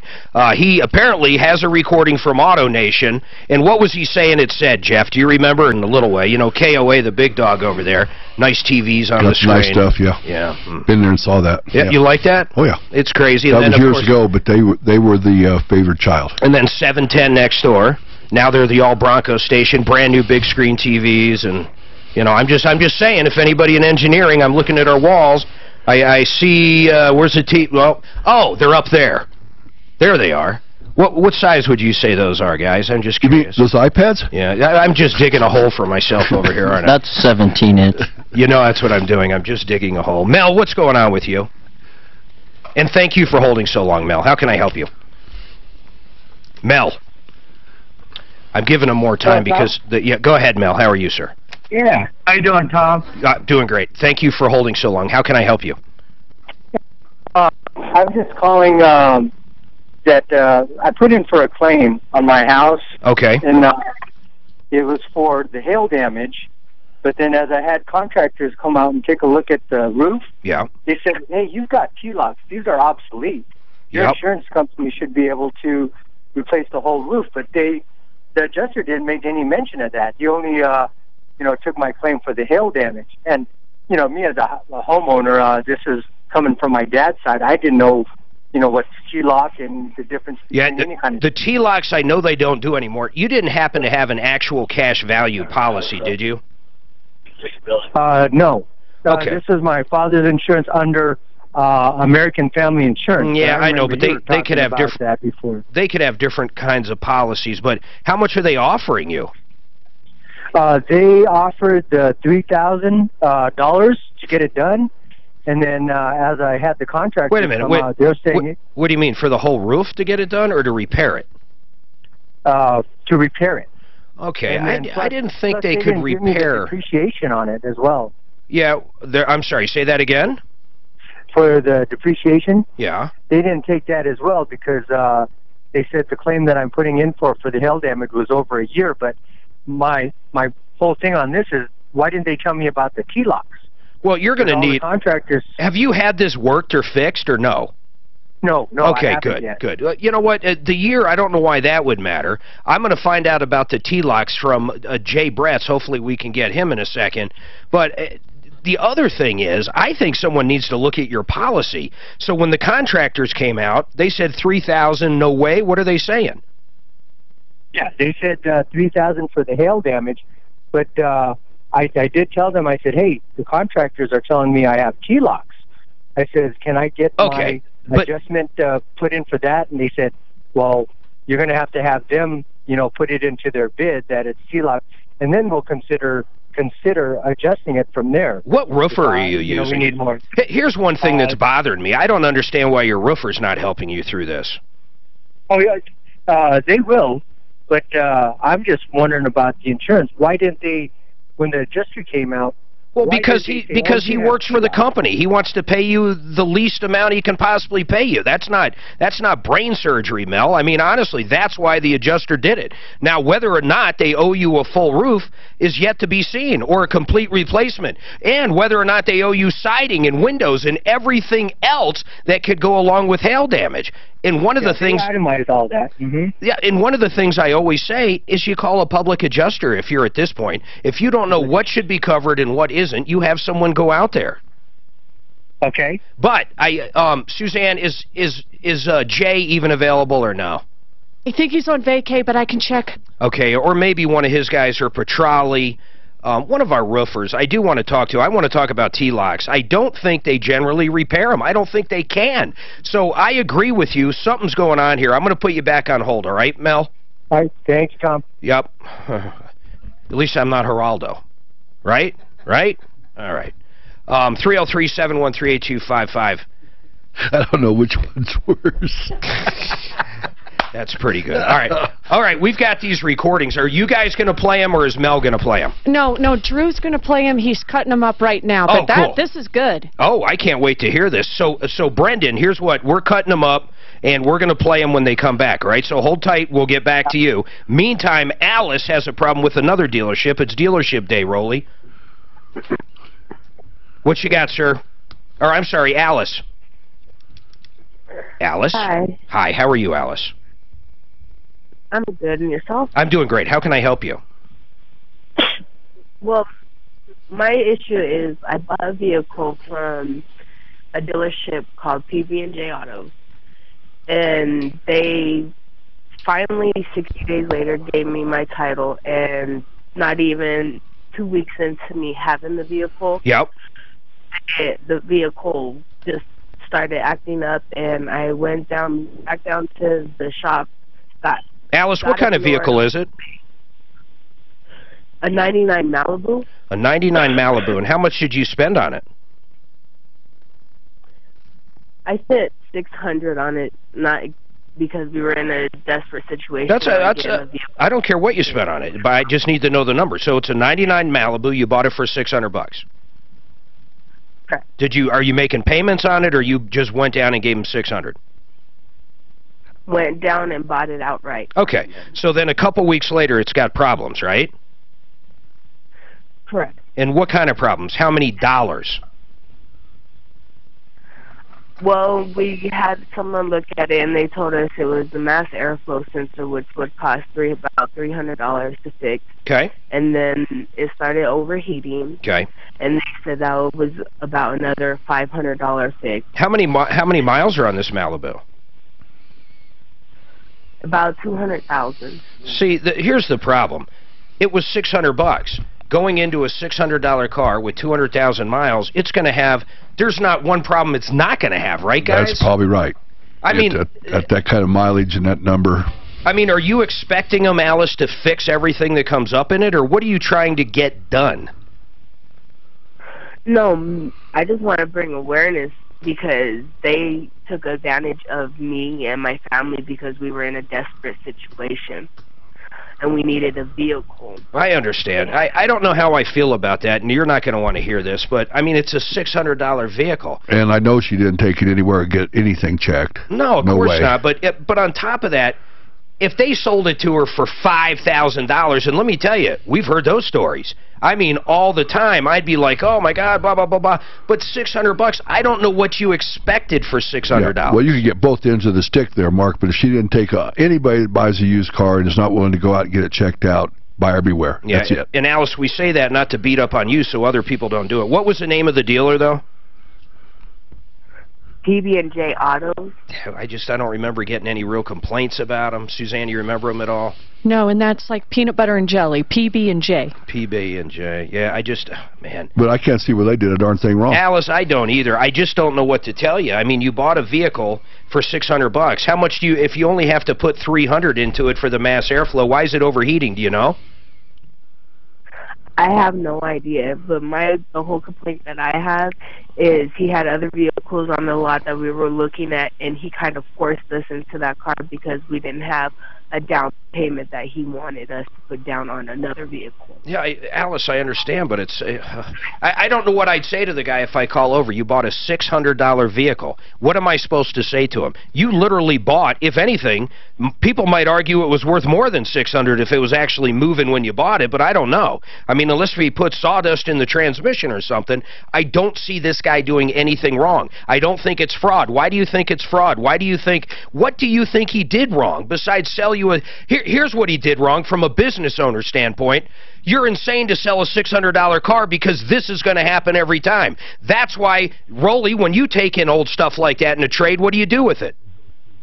Clean Air Colorado or something like that. Yeah, it's gone. Yeah, you're not going to retail it. Well, you can't do that. Well, because this is what happens. Sure it is.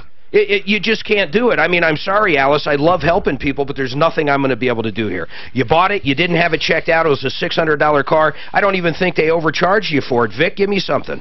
If it started and ran for $600, you got your money's worth. You can't even... That's my whole point. The tires on the thing will cost that. Yeah. And I'll guarantee you in the paperwork it was as is. Yep. Okay, listen, we have this audio. It's all queued up, ready to go. We're going to take a break, and we're going to come back and listen to it, but I'm dying to hear this. Suzanne, is it good stuff? What is it? It's pretty good, Mark. No kidding. Yeah. I can't wait to hear it. It's with a caller and, I guess, a service manager at Auto Nation, but we'll come back. We'll bring Brendan up. We'll listen to this audio and go from there. In the meantime, Genesis Total Exteriors, if you need anything done on your house, even if it's storm damage. In fact, thinking of that last call, not the car one, but the question on the roof claim, if Mark went out there or some of our experts went out there, they would deal with the insurance company. They would make sure the T-locks are handled right. They would do a great job, and that's what Mark Szymanski, the owner of Genesis Total Exteriors, will do for you. And then if you do want to do some remodeling inside, he does kitchens, baths, basements, large and small additions, improvements of all kinds. On the outside of your house, he does everything. The roofing, siding, windows, gutters, paintings, decks. The guy does it all. GenesisTotalExteriors.com. Give him a call for a free bid, 303-679-8509, 303-679-8509.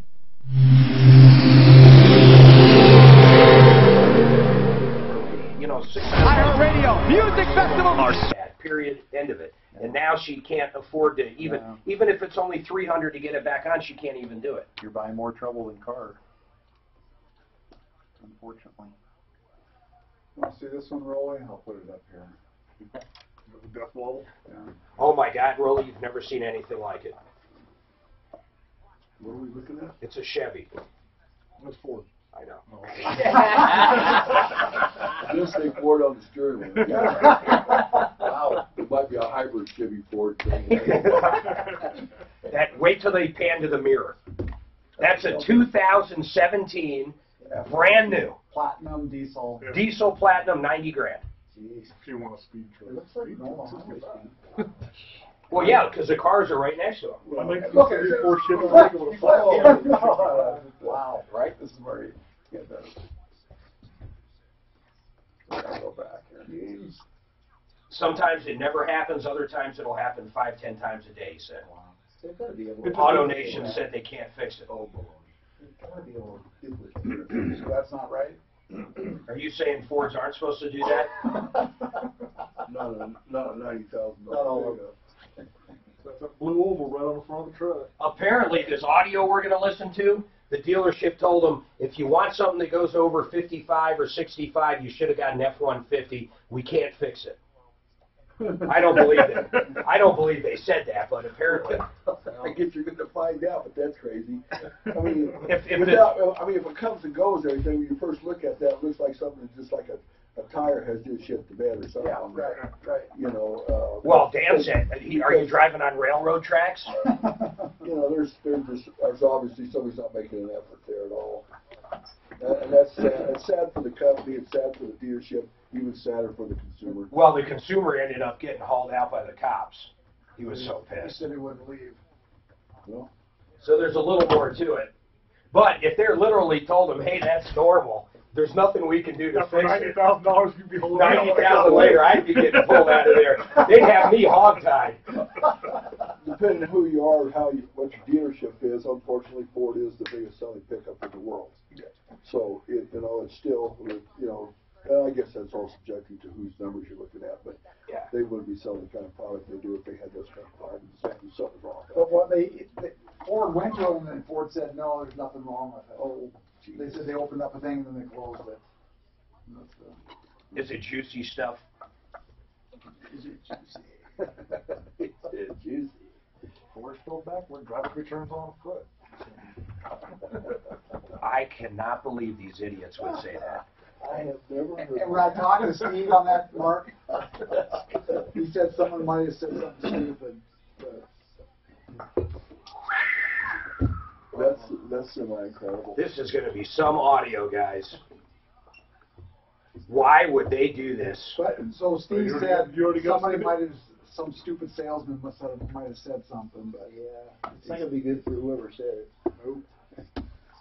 Oh my gosh. And guys, think of the special on the windshields, and we're definitely going to touch base on the cracks and stuff. Yeah. Do you guys, like, when you get a vehicle with the autonomous braking, do you recalculate all that stuff for new windshields? Now, say that again now. Yeah, I said that kind of weird, didn't I? So he's asking if you have to recalibrate a whole bunch of vehicles when we have to replace windshields at your place. No, I don't think so. It shouldn't. No. Like some of the Audis and shit, right? What's the biggest one? Your Volvo and Mazdas and a BMW might kick in a little bit, but So put a new windshield in, you got to literally calibrate it, or else they had a Volvo leave one time. If the sun hit that sensor right because the new windshield, or if it's got a little chip or something, it'll lock the brakes up. On that front end collision, like we had a Subaru last night, rock chip right in front of that camera. And he goes, can you repair that? And I said, well, I can, but I'm not going to.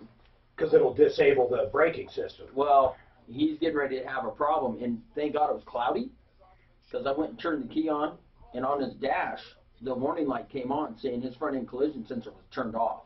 Yeah. Because of that rock chip was making the light, he couldn't see through, because it has two cameras in the headliner, and it was right in front of one.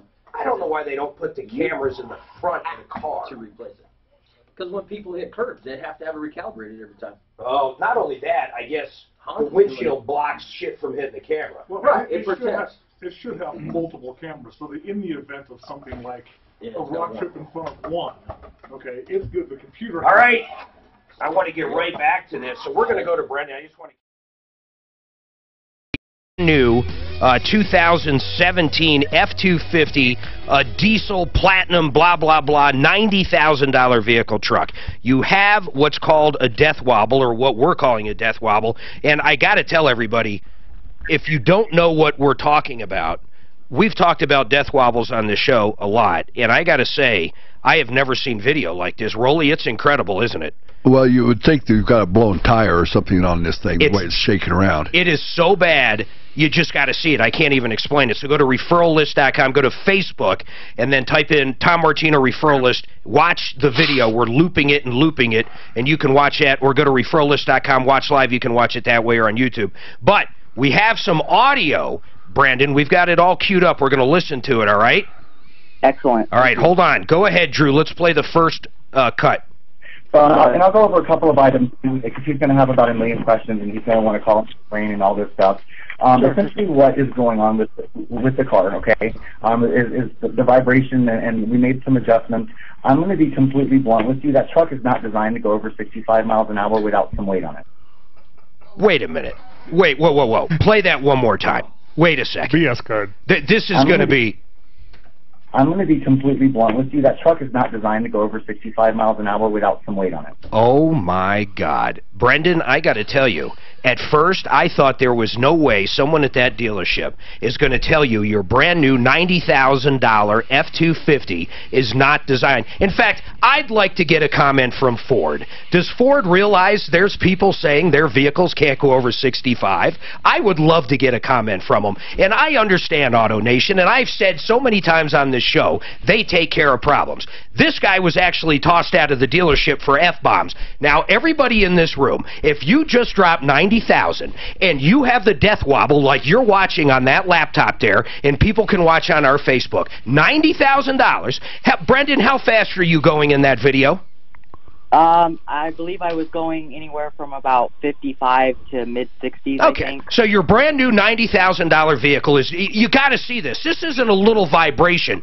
This, like Rolly said, this, oh my God, you just got to see it. It's so bad. The mirror, when he pans to the outside, is like moving 2 or 3 inches back and forth.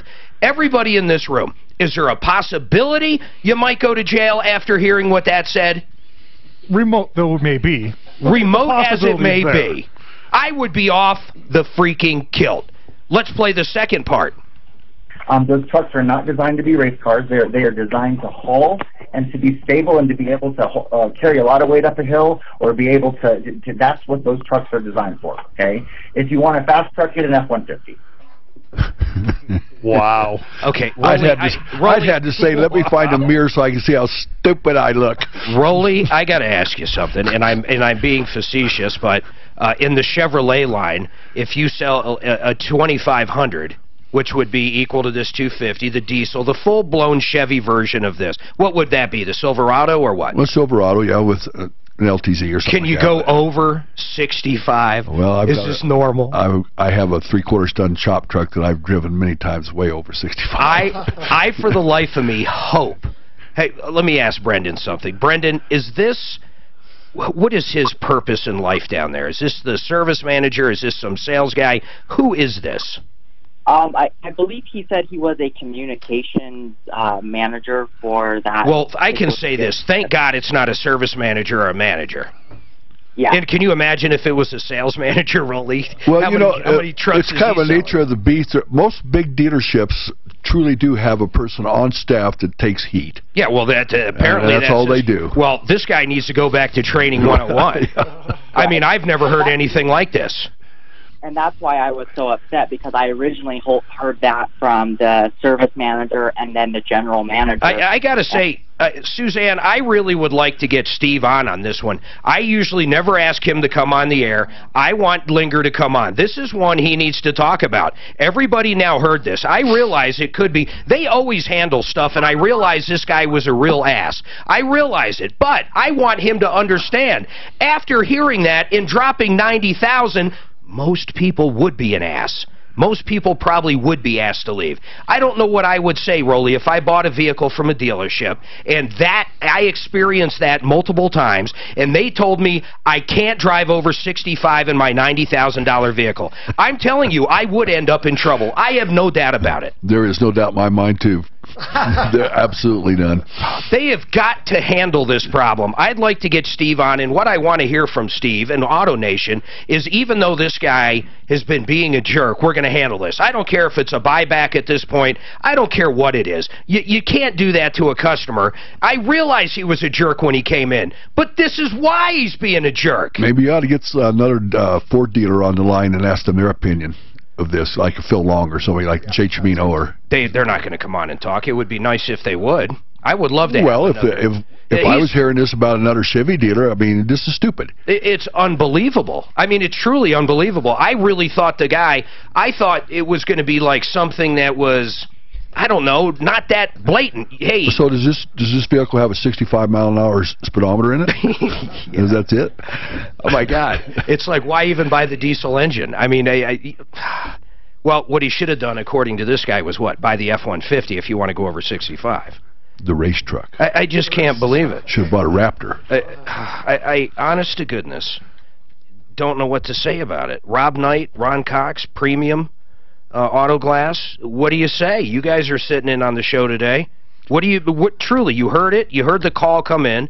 You heard the audio. I was skeptical it even existed. They would have to bring an extra police car for you and I to go out. It's not even ambiguous. I mean, it's evident exactly what he said. He would have a hard time saying, well, really what I meant. Well, I guarantee you we can put a windshield in that puppy that'll do over 65 miles an hour. Yeah, it won't wobble. It will be good. That's incredible. I mean, it's truly incredible. Suzanne's going to try to reach out. I'd really like to get Steve on this one. These guys do come through. I'm hoping Auto Nation just says, you know what, everything was off to a bad start, and just handle this guy. they've got to understand why this guy was so upset. I mean, they have to. They have to understand it. And, Suzanne, I'd like to know if Steve's already heard this audio. I'd be very curious on that. I'm going to ask Brendan real quick. Brendan has, well, you don't know who's heard it or not. Have you sent it over to anybody in the dealership, this audio?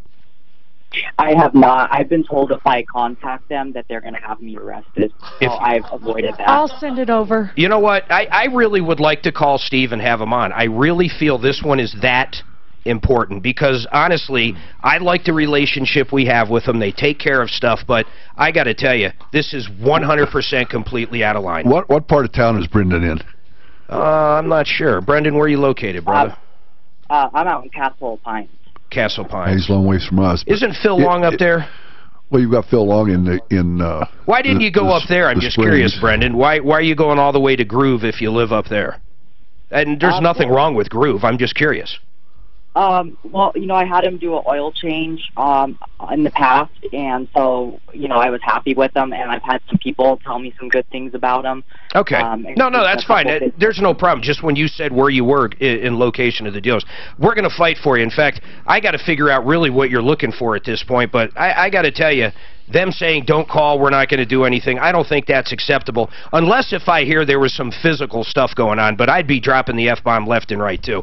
All right, listen, wink and wink, they're bankruptcy people, and I hope AutoNation doesn't need to contact them soon, because I'm not even going to get back into it, but if you do need to talk to someone about bankruptcy, whether it's a Chapter 7, a Chapter 13, if you're trying to save the house, maybe you're so far back on credit cards you'll never catch up, and you're starting to fall behind on your house or your other payments, you need to call, you need to talk to someone that can tell you your different options. You don't lose your house. You can keep your car up to a certain amount. There's a lot of things there. You don't have to give everything up. And you know what? Bankruptcy was put there for a reason. Things happen. Medical bills happen.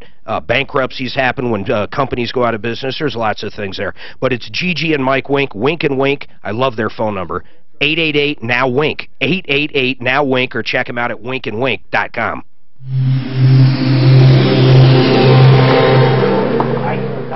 See how I sit there? I've been sick, and he's like a germaphobe. Did you see I went like that to give you a side hug? Side boob hug. I'm going to go there. I tried. Nobody's in, but I've got messages out. 65 mile an hour. It's designed to hold. And I've done all my little piddly crap I can do. I got all Tom.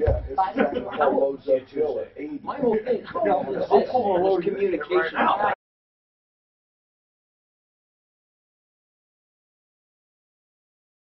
Are you seriously telling people this? Very good. That's my whole thing. Get well. Get well. But as a manager, there's where I go. Are you? Gonna go I find didn't the train bed you to again. tell her. Hi, guys. And when it's that heated, why wasn't I involved? You need to jump in with shit like that, man. As you guys get used to being in, you'll be like Rolly. You'll just jump in. So lose your hair? Yeah, man. You'll age quickly and lose your hair. I want to know about this. Moving around like an old shit. That was him. I'm just repeating what he said. No. Because like this, you'll start to look like an old shit yourself. What's his name, Brandon? Poor new Shit, man. This is a tough crowd. And we had a guy cussing at my dad the other day. My dad put me on the phone and said, just have him come back in an hour, I'll be back, and walk away. And my dad says, did you hear that? Call back in an hour, and I'm leaving. And my dad had to walk away from this customer over a rock hit his windshield. And he says, it's inferior glass, and that a rock never breaks glass. And I'm like, oh, no, really? Mm. I can't imagine. Well, in Colorado. I can't imagine the counter conversations with auto glass. It's got to be horrible. My truck right now is your glass, and I got a rock hit. Well, you know what? Talk to him. My favorite is See that guy. See that guy over there. We'll get calls. Hey, I wrote the license plate down, but this guy was driving in front of me on I-70, and a rock kicked up from his tire and broke my windshield. How do I track him down? And does he owe me a windshield?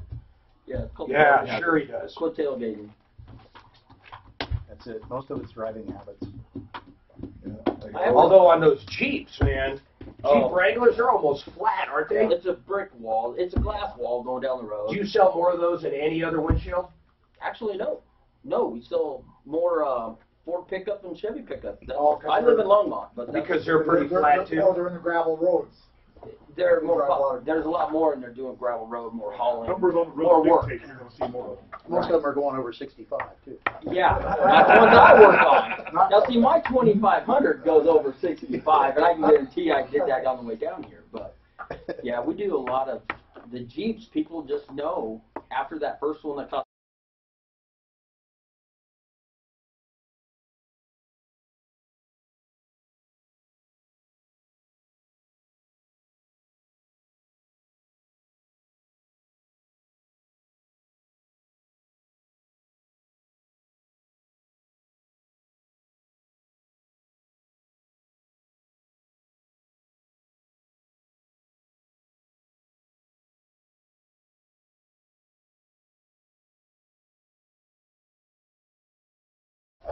And I'm going to charge you for it.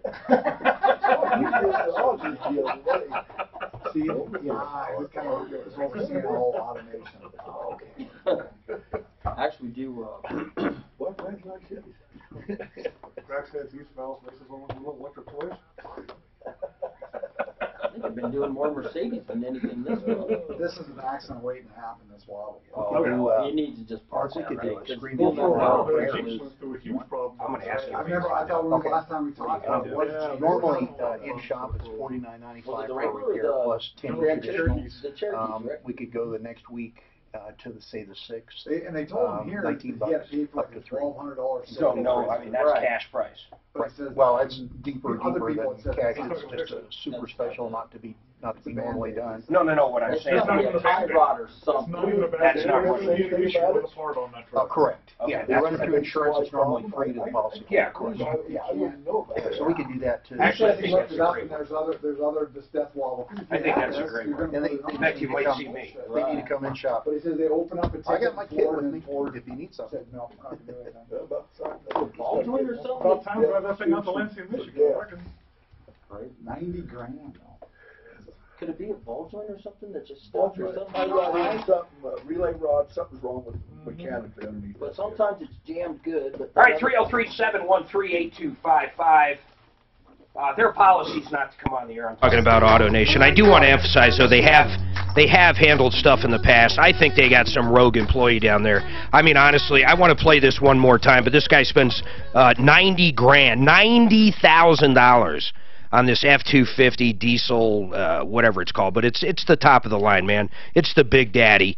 And the death wobble, I promise, if you just take the time, go to referrallist.com, hit watch live, and you'll see the feed, and we're redoing it and looping it and looping it. This death wobble is absolutely unbelievable.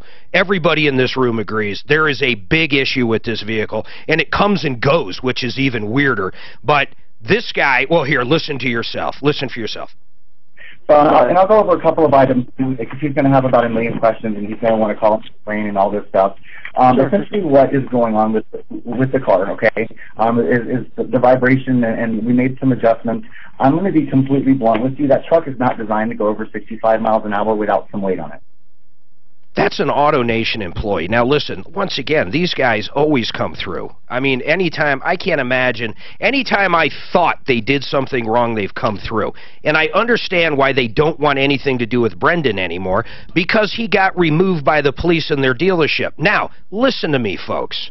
Please, if you spent $90,000 on a 2017 F-250 and then was told by an employee of where you purchased it that the vehicle is not meant to go over 65, and basically it's your fault it's doing this, would you not be upset too? Would there not be a few F-bombs dropped? I can't, I would like to say I could not, no, I just know myself. I'd be absolutely insane. I wouldn't even know, I would end up having Suzanne go down there. And I'd basically hire an attorney at that point. I mean, really, that's where I'd go. Yeah, I don't even believe you could talk. You're probably I think you'd, my head would you'd probably vapor lock right there. I would. My ears, steam would come out. I'd look like a cartoon character. Mark, he might experience a little stiffer ride. I think that's probably the only thing without a little cargo in it that he would experience. I have never seen anything like that. It looks like he got two train tracks next to each other and did about 70 miles an hour down train tracks on both sides. It's that bad. You got to look at this video. It's 65. In AutoNation, here's it. I'm going to wrap this up this hour. Brendan, I'm going to reach out off air which is fine, but what are we trying to achieve for you now? You just still want to get it fixed? What do you want? I know you want to point out how absurd the whole thing is. I get that. I'd be upset, but what are you looking for now? Well, what I'm really looking for now, because, you know, the truck is actually falling into pieces, and we have a crack in our windshield from it. So my concern is that the truck is damaged completely. So what I would like is a buyback. But if I can't get that, at least someone to acknowledge that there's a problem and for it to be fixed. I don't know how you could acknowledge there's not a problem. Is there any way, guys, you could have faked that video? I mean, that is the real deal. I mean, I could bring you the truck. No, God, you think I want to drive in that? What am I, nuts? I have to drive with Martino sometimes. I'd rather drive with him. Absolutely. You know, and another frustration for us, which really got me really upset, was that they promised us from day one that the rental we got would be covered. Yeah, why wouldn't the rental be covered if they're doing warranty work? It should be. See, something's really... Okay, hold on. I'm starting to think once again like we're missing a big piece of the puzzle. Like he bought this as a demo or something. I mean, you bought this completely 100% brand new, right? 100%. All right, I got to go with my gut on this. They dropped the ball somewhere, and it's getting bad. I don't know why they're making it so bad, with the exception this guy's dropping the F-bomb. If it's under warranty, switch dealers. Yeah, we're definitely going to switch dealers, but let's reach out. I mean, now we're talking windshield, we're talking everything. Maybe we need to call Ford directly and get the local Ford rep. All right, 303-713-8255. Bill, Mel, Jonathan, everybody hold on. We've got a lot going on. This is the Troubleshooter Network. Hi, this is Ken Moon. Oh for Quality First. This so bad. If his windshield's broke, his body seams are breaking, everything's cracking on this thing, and we can put a windshield. Well, you look at that. That would completely screw up a vehicle. How many times has he had it in? Twice. He said it was there 3 weeks. And they have, a month. A month. Yeah. So even if we put a windshield in it, and all of a sudden water's leaking, it's from the body. Yeah. And we can't. Or if he's got a sunroof, he's going to end up popping that. That holy crud. Wow. Man, he's going to have problems from the roof down. I think just even under 65, he'd be all right. Oh, and you know what else? I was trying to pop in, Mark was talking. You're going to tell somebody to drive a truck like that, and you're going to put a load on that to make it even worse on that suspension? Oh, yeah. Oh, you got an uneducated... No, I want to deal with it. Well, I definitely want to deal with it on the air, but I want you to call up Kevin and ask him. I want Kevin to have a heads up, and let's find out. Because that's putting people in the wrong way. I mean, I've been there. I had a vehicle stolen from the shop. Got a caller on. Was stolen out of Kevin's shop, Sheridan. And they're surprised they got to run it through their own insurance. Of course they do. Yeah, well, I mean, if he left it out front with the keys in it, or if it was one of his own guys, or if it was you. Why? What's your beer? See, what do you know? You were at 250, Mark. You should have said, that looks like a loose nut behind the wheel. Norris had a good comment. Let me see what he says about this. They need him to go away because they are probably in trouble with Ford for excessive warranty claims. I don't know how that works. Well, that video back on a Ford. That doesn't come back on the dealership. When we usually hear death wobble and it's a Jeep or whatever, I mean, I have never envisioned that. I mean, that's really not the typical death wobble, is it? The typical? No. What can that be, guys? What would make that come and go? There's a component in there that is it's just flat out defective. Yeah, but why would it come and go? Because you have it. Because it can lock into place for a while, hit a bump, and then once it starts, and then you got to get that thing slowed down before it's going to go away. If it's a tapered fitting and stuff like that, there's something mechanically that goes. I agree with him though. If he's really driven that much with that going on, shit, there's all kinds of shit wrong with that truck. Yeah. And it wouldn't take much. That kind of wobble, it wouldn't take him 500 I don't know how he sat there and drove. Did he ever say what the miles was? I'm going to ask him right now. Brendan, how many miles are on that? And when did it start?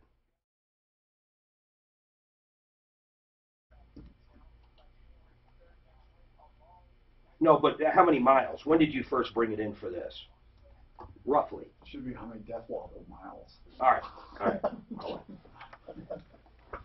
You should ask him how many miles he 174. No, I'm kidding. I would have fucking killed him. I would have fucking killed it. I just realized as I'm asking this, I set myself up for complete failure. Right about 2022. When did it start? About the same time? Yeah, I mean, he bought it this year. 22,000, 22,200. No, 22,000. Okay. How many miles have you driven while it's wobbling?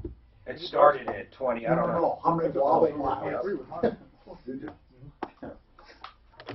How many wobble miles? How many miles did you drive it while it was wobbling, would you guess? Like 100, 200? I mean, I don't know. A lot? You there? That's weird. You must have me on hold. I don't know. It doesn't even matter, though. It's well under warranty. Like, say, if you drove 1,000 miles like that, though, that would God, be like I would have shit if he said something like that. 176,000. Wait a minute. But listen, you don't understand. I had to drive it around the country nonstop for To find 8 the months. dealership. Right. Does it actually say something? Pulling a horse trailer. Hey, we put weight on it. The good thing I was losing weight. I had some weight on it. With those shake weights? Yeah, because remember those Just so you know, if it happened in most shops, it always is going to be the person's insurance, not the shop's. I don't think they sell those anymore. Perfect. Those little, you know, Tell him I'm going to explain to her first how it typically works. Exercise machine. Oh, Lord, have mercy. Yes, sir. Boy, that guy, having that audio, that guy is probably already hearing it right now, whoever that If he hasn't been fired yet. The communication manager. He doesn't sound old enough to be even communicating. He was they should call him the blow smoke guy. Yeah. Listen, go blow smoke up this guy's ass. Yeah, make him go away. Good try. Come here, smoke. Tell him. I bought a truck that tows 20,000 pounds, but you're telling me I can't drive it. Okay. It's like I 20,000. What are you, crazy, going over 65? Yeah. In a truck that does that? You should have bought a much cheaper truck. It's a death wish with a death wobble. There is someone sitting over there going, why did this guy say that? Oh, yeah. Somebody's got to hear this one. Oh, I guarantee they're listening as we speak. There is no doubt about it. Somebody already said, you guys are on the radio, you might want to listen to it.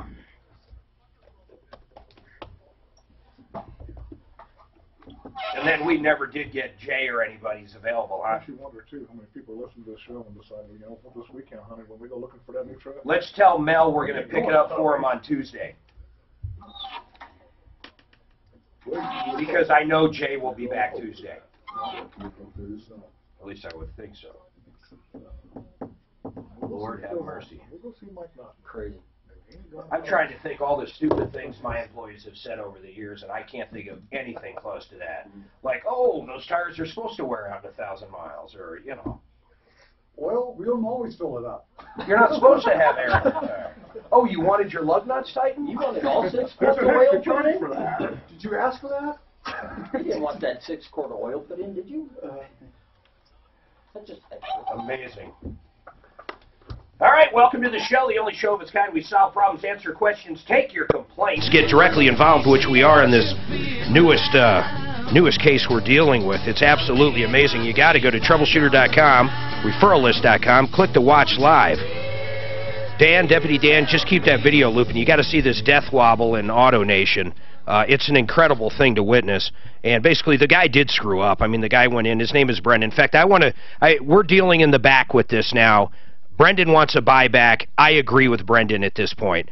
This vehicle, if it was driven like that, numerous times, brought there, they told him what they told him. I'm not going to play it again, or actually I might. But anyhow, I do believe he should get a buyback or a new vehicle at this point. I do. So I want you to reach out to our guy and try to get that buyback. Already did. Do you want me to let Brendan go for now? Yes, get his info. Thank you. Okay. And then let's go to Andrea. What do you got going, Andrea?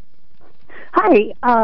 I'm calling because we use Sheridan Autotech. Don't have any problem with them, but my ex-husband, who's still a good friend, took his truck in over a month ago, and I called you guys like after it happened. Okay. And his truck was stolen from the lot. Oh, right from the shop? Right. Okay. And it ended up in Nebraska somewhere. And the cop that he talked to and everything said it had to be an inside job because there had to be a key. What do you mean an inside job? Well, like it wasn't. There was nothing wrong with the doors. It wasn't jimmied. It wasn't. No, wait a you know, minute. It was, like one of Kevin's employees would drive it to where? well, to Nebraska. Why? Somebody took it. Well, I'm trying to be logical here. Why would it? Why? I don't know. Apparently, I was told 3 trucks were messed with, but that was the only one that was stolen right out of the lot. We went to go pick it up, and it wasn't there. You know, then that's how we found it. You know, like it's gone. But, wow. So, in other words, that they didn't. Well, I guess they stole it, but they actually had the key and left with it. That's what the cop said. Yes. Whoa. In Nebraska. The cop in Nebraska. All right. Let me pull Kevin up. Kevin's with Sheridan Auto Tech. Right. In fact, Kevin's usually here. Well, he'll be here next Friday. I wish he was here today. Yeah, really. I'm sure, don't you, Kevin? Yeah. Absolutely. So what's going on with this, man? I've had vehicles for you. Before Kevin even talks, I got to say something. A lot of people think the shop is responsible for theft. Now, granted, if it was the key, hold on a second there, Andrea. If someone that worked for him took the key and drove off, I'd say Kevin needs to do this. But personally, at numerous, well, not numerous times, but over a 10-year period, more than once, I had vehicles stolen, and my garage keepers, even if I tried to turn it in for them, say, no way, Jose, this is theft. This is someone there. And they end up putting it through their own insurance. Kevin, what happened here? Well, we came in and his truck was gone. It was, you know, it was stolen. Yep. We have the key here. We have everything here. And last I had heard, you know, because we filed a police report. First thing we did was call Lakewood, where we are, and file a police report, let them know it was stolen. How many did they get? Was it just the one vehicle? Just the one, yeah. Okay. Well, she said other ones were, they looked like they were being broken into? Well, I have an older truck back there that the ignition lock cylinder was played with. So I don't know if the same guys were playing with that one, couldn't get it started, tried another one. I don't know. Well, she's saying it was taken with the key. Well unless they made a key. We have a key. We have the key here. You have the key to the vehicle there? Yeah. Well, Andrea, he has the key. I know. He got, I mean, so it was, I don't know how it happened. This is just what he was told by the cop in Nebraska. Sure. Okay? So it was driven to Nebraska, and which is amazing because it was in there and pretty much needed a new engine. So anyway, the engine he had got issues. it all. You know, everything. He's been through his insurance. He's been driving a rental car and had it every day. Okay. You know, and he just finally heard from them today, his insurance, and the truck is now being towed from where it was towed back here to. Okay. And then taken away. It's totaled. He's getting a check soon. Okay. End of story there. I just didn't know what he should expect from Sheridan Auto Tech. Well, what would he expect? I mean, he didn't steal. I mean, do you think Kevin, you said it was an inside job. Why would someone steal a vehicle that needs, of all the vehicles to steal? Right, that's what I said. Yeah, okay. I'm not blaming Kevin at all. You're just seeing out of there. Yeah. My daughter's taking her car there today. I mean, we still, what do you want, Andrea? Let me ask you that. I want to know what you want a free oil change? What do you want? No. Honestly, I'm asking you. I didn't know what to expect because it just seems like there's no culpability. They're not liable for a thief. What happens? Even if we're not liable, Mark, I mean, do you need help going to Nebraska? I mean, just ask me if you want help with what do you want, anything. Andrea? I'm just saying that his insurance has had to pick up the whole bill, and I'm just asking. What do you care, though? Well, because we're good friends. Well, okay, let's pretend. Hold on. Let's pretend it's stolen. Let's say you go to Del Frisco's to eat, and they valet park it. Meanwhile, someone breaks into it and steals it. Do you think the valet's responsible? No, but Del Frisco's. I think there's culpability there. There is. I mean, I'm asking. I don't know. No, there know isn't. What well, okay, I like the way you're putting it now, because really you are asking because you don't know. The answer is there isn't. You're right. Now, there is circumstances where it would be, and Kevin will acknowledge this, if his guys left it with the key in it overnight with the window rolled down and a sign on it that said, steal me, we'd have an issue.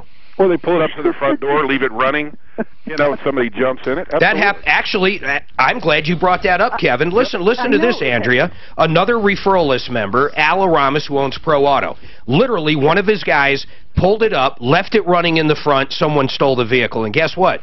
They did end up paying through their garage keepers. Yes. Yep, but that's not what happened here. This was literally broken into. Reasonable care and custody. Mark, what about when it was stolen out of our bay? That's right. My garage keepers wouldn't touch it. I started that with Andrea. Literally, Andrea, years ago when I had automotive shops, I had an employee pull into the shop, and it was a shop like a dealership, 2 big entry and exit doors. Right in the middle of it, he had to move another car to pull it up on the lift. A bum, a homeless guy, literally ran in, jumped in it, and took off. And boom, I tried to turn it over to insurance. He actually wrecked it right there. I think he wrecked it into my wall. But my insurance company said, whoa, whoa, whoa, whoa. We'll cover you for your damage, but as far as the car goes, there was nothing there. They weren't going to do it. Okay. I just didn't know how this was usually handled. No, it is crazy, though. Kevin, you understand where she's coming from because you're like, man, he had it there. I'll tell you one more thing. We're not stopping using them. I'm telling you, my daughter's taking her car in, like, any minute now. Yeah, no, Andrea, no, I'm glad you called, honestly. And, you know, I do. I get a little, when it's a referral list member, I'm like, because I deal with these every day. It doesn't matter if it's a referral list member or not. We have this same call that you have once a week. Let me tell you another one that's crazy. We had a company that does auto body, paintless dent repair. They literally finished the car. It was like $5,000, charged the insurance company, had the vehicle outside because it was right after a hailstorm. They were working on all these other cars. Another hailstorm rolls through and ruins it.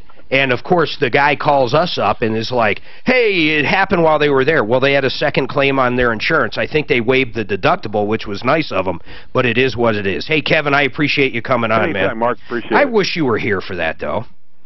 I'm going to give you a hard time now because are you sure you didn't hire this guy to come steal her car that needed an engine and drive it to Oklahoma or wherever? They arrested 3 people in Nebraska. Jeez, I wonder why someone would. I mean, was it so bad? There was an arrest on that theft? Yes. Oh. 3 people arrested in Nebraska. Were any of them your employees? Nope. Oh. Well, hold on. I got Andrea. Did you know there was 3 arrests? Yeah. Well, none of them were his employees. No, I know. I never said anyone. That's what they just told him. I'm not saying. I still take my car. I just took my car out. I understand, Andrea. Andrea, we're having a hard time with you. All right. I mean, we're giving you a hard time. One of the two. All right, Kevin. Once again, thank you. And hi, guys. Hey, have a great New Year. Ask me why I got out of the automotive industry, Kevin. Yeah, every day. You get it? Thank you. Have a nice day, sir. 303-713-8255. My favorite guys, and Rolly, there's no one in here, including our auto glass guys, with premium auto glass. By the way, they're going to give a screaming deal that is the best glass deal I have ever heard of. But anyhow, we'll get to that. But there's not one person that's been in business here that hasn't done something to a vehicle, and you own it. It just doesn't happen. I mean, I've literally done flat repairs, and then a week later, you know, the air filter's dirty, and it's my fault. Now, I shouldn't have used literally there. I'm trying to think of a really good example. I've done a flat repair, and then the tire blows out hitting a pothole or something later, and I own that tire, apparently. But it never stops. How about emission stuff? They come in for failing emissions, and it needs multiple things. What do you guys do? How often does this happen these days? Oh, at least once a week. At least once a week they come in. And a lot of times it's ignorance. You know, they don't know that there is no correlation in between it. Yeah. But, yeah, once you've touched that car, you've just married it. Hey, Rolly, I want to ask you something on warranty work. I've had people call up, and I know the answer to this, but I want you to explain to people. Well, they didn't want to do it, and I'm thinking of that death wobble. And people going, well, they don't want to fix it because it's warranty work, and they don't get paid the full amount. There is truth to that. You don't get, if it's a Chevy and there's actual warranty work, Chevrolet's going to be paying you guys. You don't get as much as your normal hourly, but it's still work you want to do, right? Sure it is. I mean, there are some dealers out there that maybe aren't as up and up as they should be, and they use warranty as a profit center, but they never. I mean, they submit for warranty that they don't do. Oh, so in other words, they're stealing from the factory. That's all there is to it. But it's worth doing. I mean, unless you've got cars lined up for 8 miles, you want to do the warranty. And warranty anymore, I mean, really, it's just not a big deal anymore. The product quality is so much better than we had for years, and it's just not a big deal. Hey, really, I'm thinking about this warranty problem that the question was arise that maybe AutoNation is having too many factory warranties.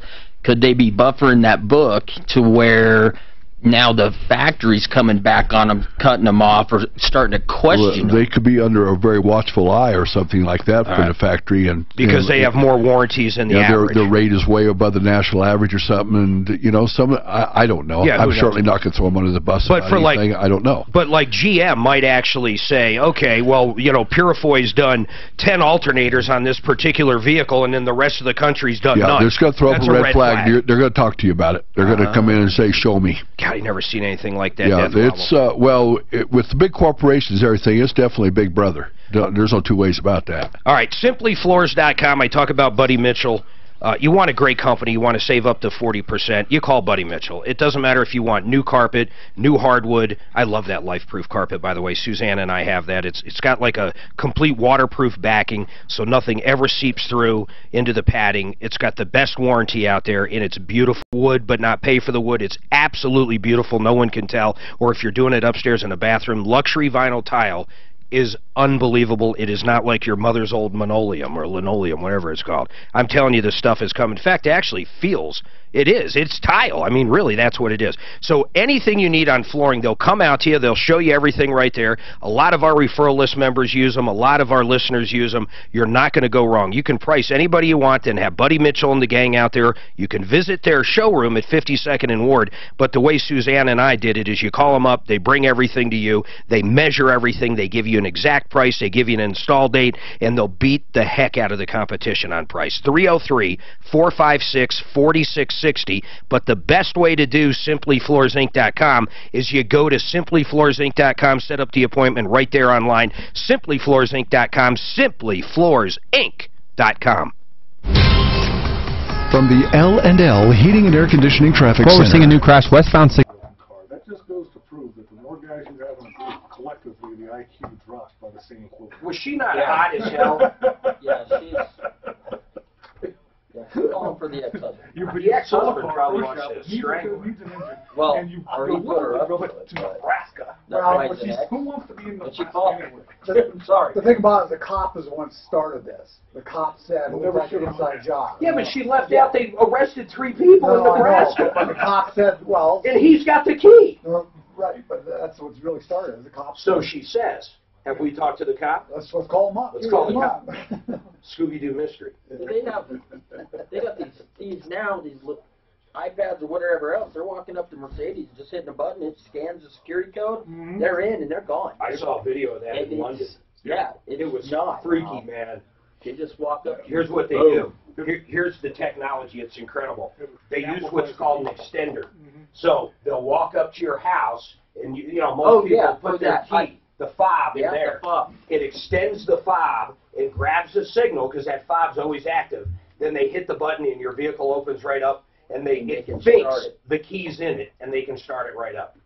It's crazy. And it holds that signal and takes off. Keyless cars where the node is actually the key. But I don't understand how that's going to work with, i.e. like on my truck, where you've got a steering wheel lock. You have to turn that tumbler in order for that wheel to I don't think you could do it with that. Mine right here. Now it's electric. This is always setting the signal. Exactly. Always. And you don't need to actually... And all the extender does is grab the weak signal it's sending. Because right now, you got to be within... If I step my car to that, if I walk 10 feet in it, it'll open up. Right. Or I can set it to the trunk within 1 feet, whatever I set it to.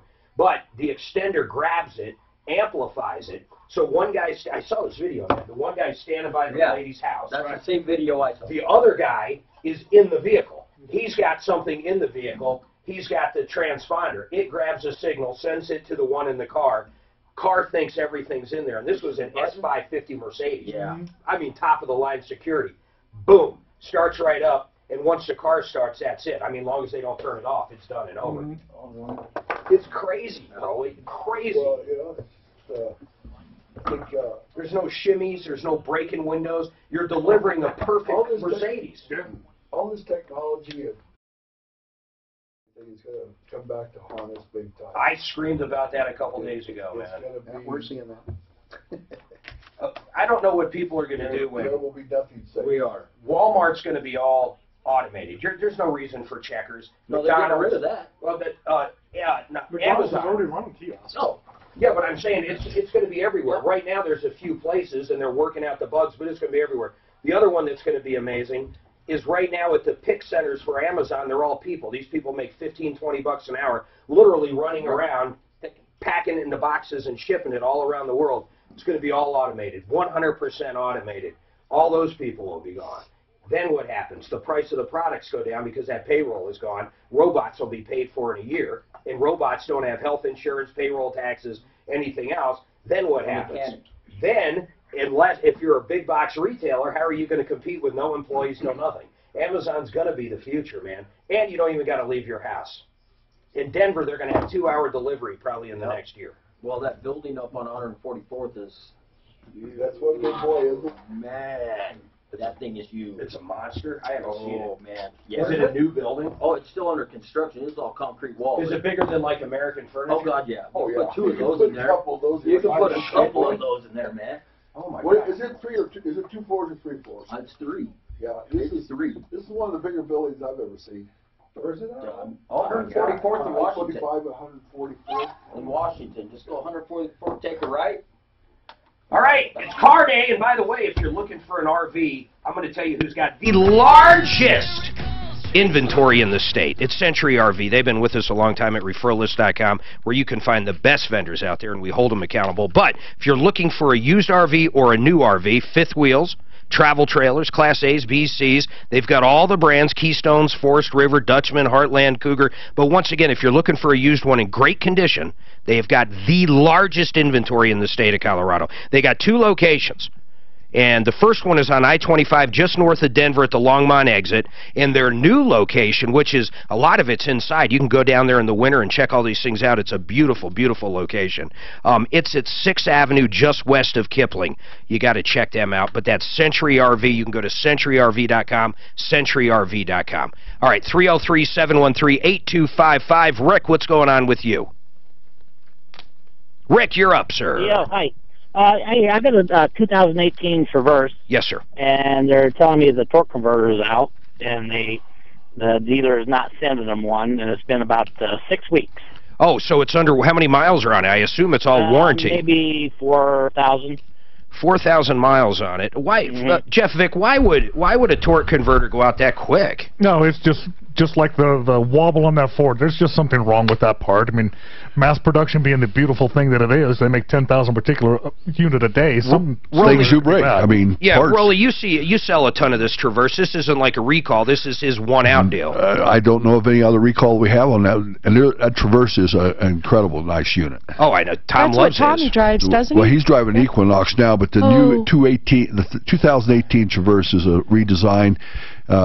God, I don't know how you make it nicer.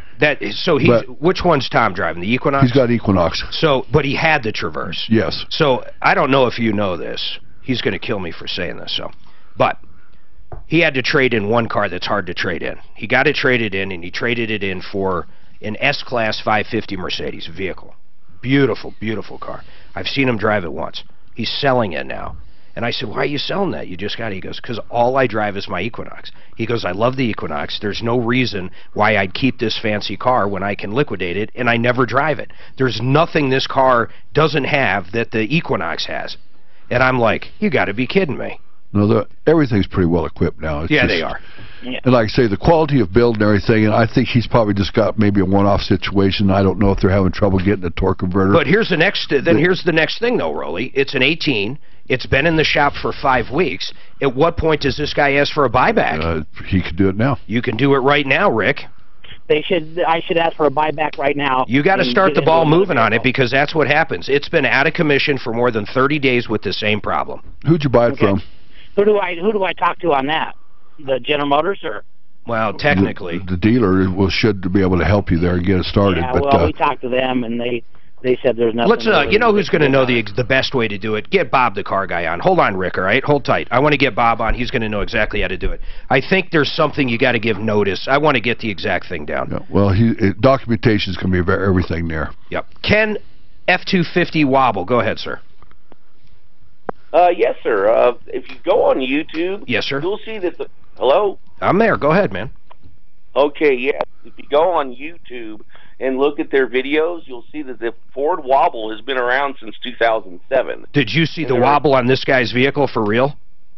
I could not, for some reason, find the video on your website, so I went to YouTube. Yep. And there's lots of information on it. Since you've looked at other ones, I want you to see this one. So you're online right now, right? Well, I'm on my phone, so I got to your website, but I couldn't find the video. How do we get them to our YouTube channel? I feel like an idiot. I was in the computer business forever, and I'm like, I'm lost on some of this stuff. Troubleshooter Network. Type in Troubleshooter Network on YouTube and go to our channel and look at the live stream. I'm going to put you on hold. See if you can do that, okay? Okay, I just want to tell you real quick, there's a lot of videos on there that have repairs for this. My God, man. Okay, listen, these guys are in the business, that's all they do. Do you think what he's talking about, I've watched these death rattles, do you think they're going to look like this? Some extreme situations might, and whether you're talking about Ford, Chevy, we know that for a while Jeep was having a huge problem with the death wobbles. It's going to be a component issue, and no two situations are actually going to be alike. Ken, I so want you to see this. Try to figure it out on your side how you can go watch that video. But if you hit troubleshooter.com and then hit watch live, it'll bring you to the live feed as well. I don't know what kind of cell phone or any of that stuff. Jonathan has an issue with Kaiser, who I happen to have. Go ahead, Jonathan. Hi, Mark. How are you? I'm doing good, man. Good, good. Hey, so I was calling about Kaiser. I had a surgery done on my left toe. It's called a colectomy. Okay. Had some buildup on my toe. I was given an estimate of like $4,020. Yep. And I understand it's an estimate. So I went in, had it done, tried to pay the bill like the following day just to say, hey, can I make a down payment at least $500? Yeah. And they're like, we're not done with the billing yet. About 3 weeks later, I get a bill, and it's $6,600. Yep. And I'm chatting with them about it, and I guess when they were in there, they said there was a ruptured tendon, and they had to fix that as well, which was additional $2,500 on top of the initial estimate. Don't you love health insurance? Yeah, I do. We pay premiums every month. Yep. And then we pay whenever we get something done. It's the most amazing thing I've ever seen. In fact, the more I think about it, I remember the good old days, and people hate when I get on this rant, but I'd go into the doctor, it was $30. If I got a prescription, if it was a generic, it would be $10. If it was the real deal, it would be $20. And if I went to the hospital, I'd drop $200 or $300, and that was the total. Now you literally pay for everything. I mean, it's the craziest thing, and we pay more monthly to pay for everything. Yes. So, but here's the sad side to it. Nothing's going to happen, Jonathan. Right. I mean, if they did the extra stuff, now the only good news is you're probably going to hit your deductible. Oh, no, that sucks, too, because it's the end of the year. No, yeah, and I was paying cash because I started to shop around for the surgery. But I was fair enough. I talked to Kaiser, like, hey, I didn't know that was going to happen. Yeah. I sent him a letter. I'm like, you just decided that this needed to be done, and it's all on me. It's all cash, like I said. It is, but that's a horrible argument. I mean, if they get in there and there's something wrong, I mean, they're going to have to fix it. If they didn't, you'd be suing them for not doing it. Right, but I did request. I said, hey, I've been with you. I gave you, I've been a member, and I'm looking to sign up again. Can you work with me a little bit? Maybe take $1,000 up. I understand that the $4,000 was an estimate. Yeah. But like instead of $6,600, can you bring it down to $5,600? Work with me, because I have the option of who I'm going to choose for insurance next year. Which I know they don't care. No, it's just the way it is. I mean, there's nothing you're going to do, Jonathan, and it's funny because we're dealing with an estimate right now, and I told Suzanne, I said it's not going to matter what that estimate says. I guarantee we're going to end up doing max out-of-pocket. All right, man. Have a good day. Thanks for taking the time, Mark. I appreciate you guys' help, and just keep on helping everyone else. Thanks, Jonathan. Good luck. And actually, all in all, I like Kaiser facilities, their newer ones. I like the doctors when they can keep them. The billing's a nightmare, but I don't know how much of that's the Obamacare stuff or the Trump care now or whatever. I don't know. It just all sucks. It is so... They need to put it back in the real marketplace where people can buy whatever kind of insurance they want. Me having to buy insurance that covers pregnancy is the dumbest thing I've ever heard in my life, but they make me do it. And that's why it's so much. I'm never going to have a baby. I'll even sign and write down and have it notarized. I will never give birth. Sure. And I'm tempted to work for someone to get good insurance in Summit County, but then I'll take a $30,000 pay cut. I know. Working for someone else. So. I get it, man. I'm on the same boat. Jonathan, have a good day. I appreciate it. 303-713-8255. Now, talk about, you know, he had something done. He had surgery done there, but I got to tell you, there is a way. If you're having issues with your back or your hips, your shoulders, your hands, your knees, joints of all kinds, you know, it's stem cells. You got to be real careful, though. There's some jokesters out there. In fact, I say this, it's an opinion, but if it's a chiropractor's office, I wouldn't go there. If it's not live stem cells, I wouldn't go there. Here's what Centeno Schultz, one of the founders of this kind of technology, has done. They actually take the stem cells from yourself, right from your bone marrow. Some places take it from the fat, but they literally take it from you. They harvest it. Then they have a lab right there. They basically get rid of all the other stuff from the bone marrow, where you have just these strong stem cells, and then they inject it with a guided needle into your shoulders or back or hips or knees, wherever the pain is. It's the real deal, and it works. I mean, that's the only way I can say it. If you go somewhere and they ship in stem cells, they're not live. I want you to be very wary of anybody that's not an actual doctor with real nurses in a facility and it's done right there. Because chances are, you know, I don't want to use the word snake oil. There is some benefits, but it's not live stem cells. Centeno Schultz is a place we suggest you call. 303-963-9201. 303-963-9201. If you've been thinking about knee surgery or hip surgery and you want a different way, I would call up and discuss it with Centeno Schultz. 303-963-9201.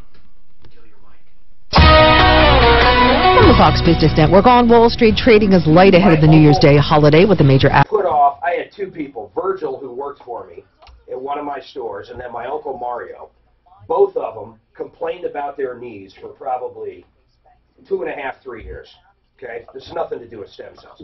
They didn't want to go through 6 months of the rehab or whatever it is. Both of them finally had it done, and they said the dumbest thing they did in their lives, and both of them were in their 80s, was putting that off. It was so much pain, but they didn't want the 6 weeks with bed rest or whatever it is. I don't even know what it is. But since those two, I've actually had another guy tell me the same thing. I guess people put off knee surgery more than like anything else. But every one of them that's ever done it, it's like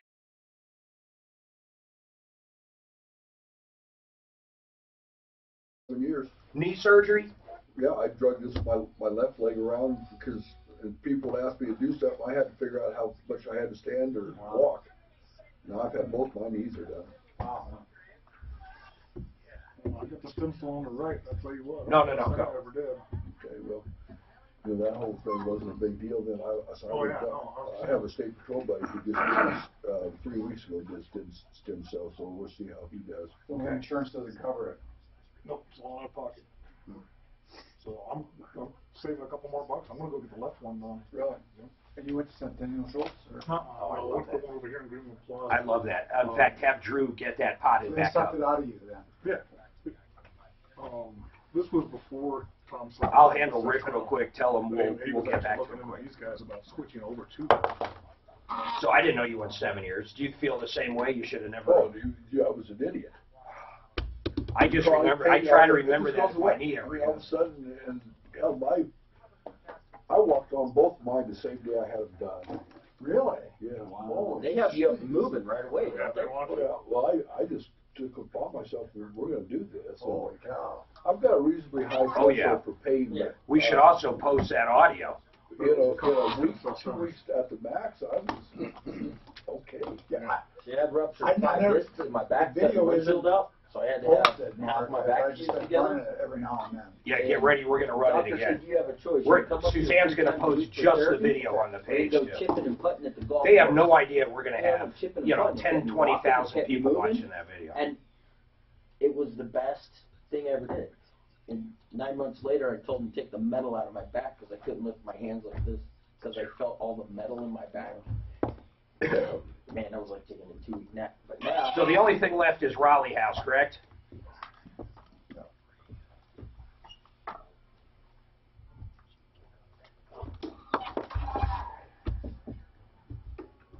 I've got 2 metal knees. I've got 1 metal wrist. Is it all good though? Yeah. I've been really working this lately to try to get more strength into it. It's strong, but not like. Does arthritis set in? I've got a little bit right in here, but I'm actually getting around that now. Since I've been working the daylights out of it, it's actually gotten much better.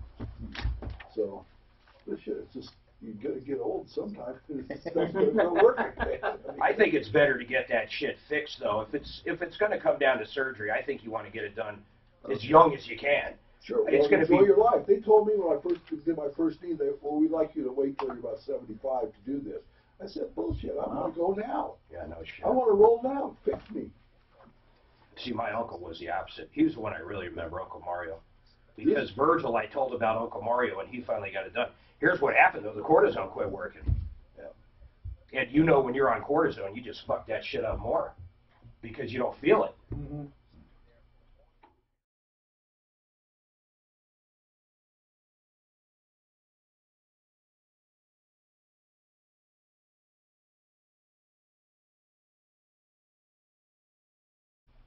Oh, we've got callers calling them up asking, hey, we heard you can't. Yeah, we got the callers good. I was going to buy 3 trucks. Hey, I want to cancel that order of 12 trucks I just did. You guys say you can't go over 65. God, I killed an employee like that. Oh. You would think common sense would play a point. Oh, really? Oh, yeah, He was trying to be a buddy of the guy. Listen, I'm going to give you the straight scoop. Truck wasn't designed to go over 65. Between me and you. You would have seen the steam coming out of my ears. Keep this between us. Right. Okay, I want to get specials in here, and then we'll try to touch them again at the end. All right. You got a particular Corvette or something? I don't know what we got. You caught me off guard here. Should Suzanne get him on the line or too late? Get Randy on the line. 50% off. Suzanne, can you see if you can get Randy on the line for a screaming deal for him? Either him or Mike, either one. Him or Mike? Yeah. I can't afford a time for a screaming deal right now. I'm too backed up. Get you backed up. I'll just say always the best price on new transmissions or rebuild. Is this it? All right. I'm twisting arms, and what I mean about this is when we have people in studio, especially at like Premium Auto Glass, on a referral list or referrallist.com. These guys got 5 locations, and I promise we'll get right back. Oh, let me go to Rick real quick. Hey, Rick, the guy who's going to tell us exactly the steps to do what we can't get a hold of, as soon as I hear from him, we're going to call you and let you know. We'll probably have you back on Tuesday. But you just need to basically get a buyback at this point. They have you in a rental, right? Yeah, but does that... Go ahead. Does the buyback go on a lease too? I think they might be able to swap you out. I don't know the answer to that, Rolly. Yeah, I think so. Yeah, I think they'd swap you out, maybe. If it's a bad deal, it's a bad deal. Yeah, well, if it's a bad truck, it's a bad truck. That truck can be fixed, so I don't care what anybody says. Well, it can be fixed, but they can't get the part. It's been 5 weeks. They can't this is on the Traverse. Yeah, that's the only problem. They should have a SPAX case on that. It goes back to the dealer. So Suzanne, I'm hitting the wrong button. Get his info on one, and as soon as we hear from Bob, the car guy, and buying it back, and let's ask Bob that too about the lease. Now back to these guys, real quick. Listen, if you guys have one of those, these guys don't like me right now because of what I did. I get upset when you have these places that say free rock chip repair, and they're like at McDonald's and set up, or at the outlet malls in Castle Rock.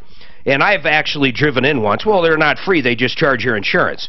And I said, well, what happens if I don't want to claim on my insurance? Or what happens if I don't have glass added on my insurance? I'm not going to pay a full deductible. And I realize most insurance companies do this, but some of us want to literally just pay cash. So we're left with 2 options. One, we go out and try to do it ourselves, which I did try a few weeks ago, and I can't say it's gotten any worse, but it doesn't look like I did anything.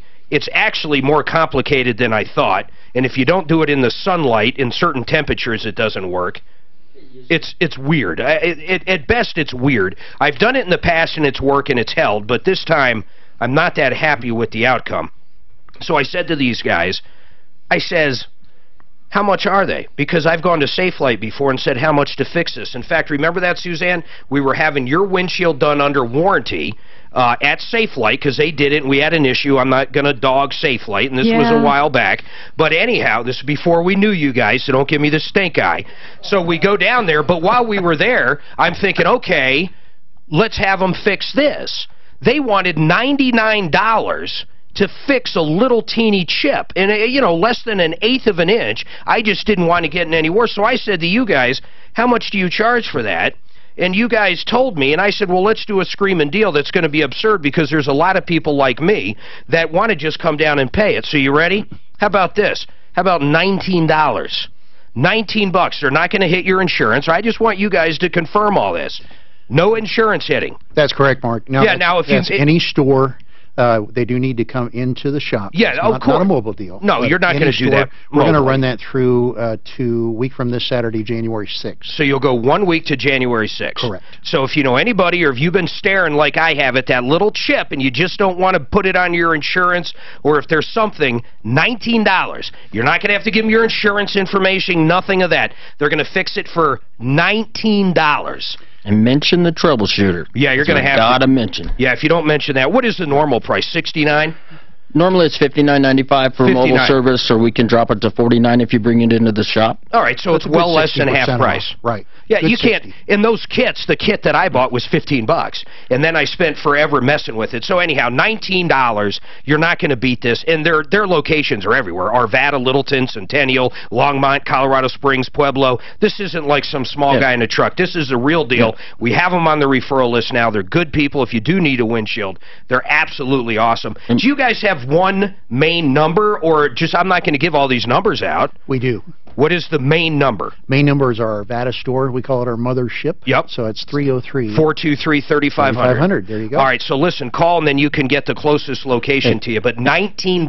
Yeah, and Mark, we're also going to warranty that. How long does it take? Takes about 10-15 minutes once we start on it, but we're going to warranty it. When that thing's filled and it's cured and we know it's good, we're going to warranty that. So if it cracks out, we'll help out again. Got $19, folks, and don't let it get, because even if it goes totally and gets worse, which you don't want it to do, then you're paying whatever your deductible is, or you're paying a lot more. 303-423-3500. You guys mad at me? Because we'll get over it. I've attempted this before with a different glass company a year and a half ago, and they wouldn't come close to it. So well, that's why I handed you my card, so you wouldn't do that again. You can call me direct. I know more about... He can be tracked down. See, I still have that chip to deal with, so a lot of times when I do screaming deals, I have a ulterior motive. If you call right now, though, I need about 30 minutes to set it up, so give us a little time after after 1. All right, time after 1. 303-423-3500. Once again, locations are everywhere. 303-423-3500, premiumautoglass.com. Premiumautoglass.com. These guys have signed our code of ethics. They're good, good, good guys. Gary says he called AutoNation about his F-250. What happened, Gary? Oh, I didn't have an F-250. I told him I was interested in getting one, but I'd heard on the local radio station, Tom Martino, that you can't drive them over 65 miles an hour. And he said, never heard that before. What did they say? He just kind of chuckled and he goes, "Boy, you can drive a lot faster than 65." For folks just joining us, hold on a second, Gary. For folks just joining us, we had a guy buy a brand new F-250 diesel, $90,000 pickup. $90,000. Yeah, this is no little, brand new. There's like 20,000-ish miles on it, 22. I forget exactly what he said. Fully under warranty. If you want to go see this death wobble, did you look at it, Gary? I did. What do you think of that? Have you ever seen anything like it? I had an old 48 Willys Jeep that used to do that, and I put a stabilizer bar on the front. It used to drive me crazy driving that thing. You hit a bump and it'd go crazy. The mirror is shaking so bad. I can't imagine all the damage that's been done driving it like that. I bet that Willys would do 65 miles an hour. Oh, no, I could. It was meant wobble it downhill.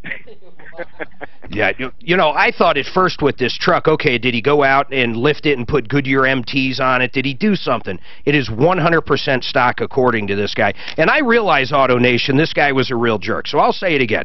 This guy was a complete jerk when you had to call the cops and get him out of there. Apparently there was no physical violence, but after listening to what you're going to hear, imagine you drop $90,000 on a vehicle and you call up to see if it's fixed, and this is what you get.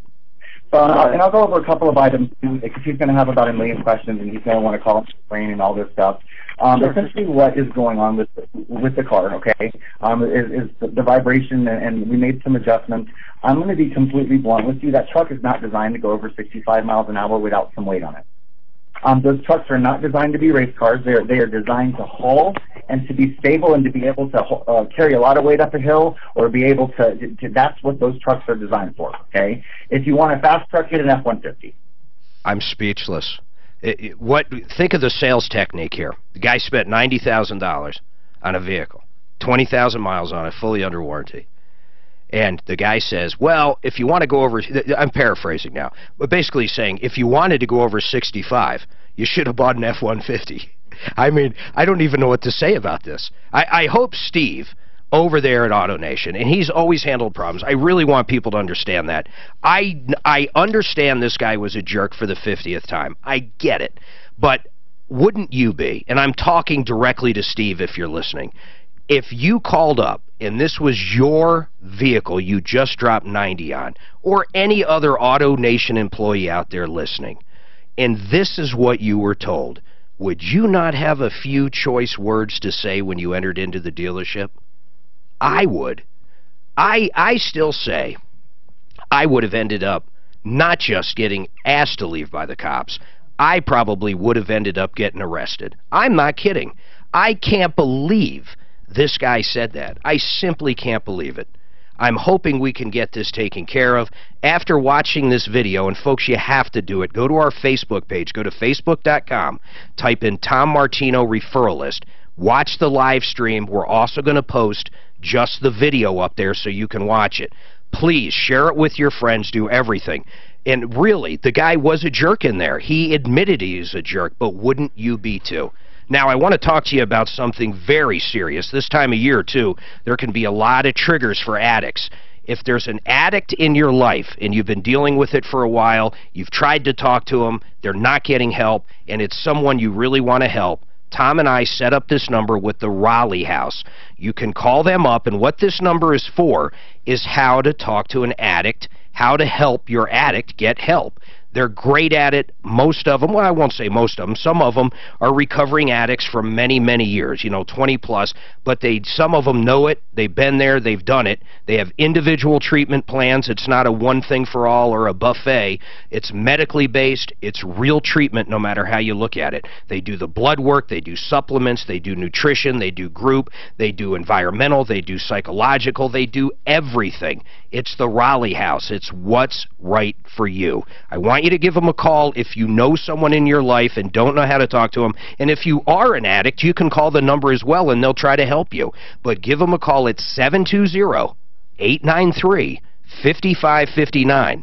720-893-5559.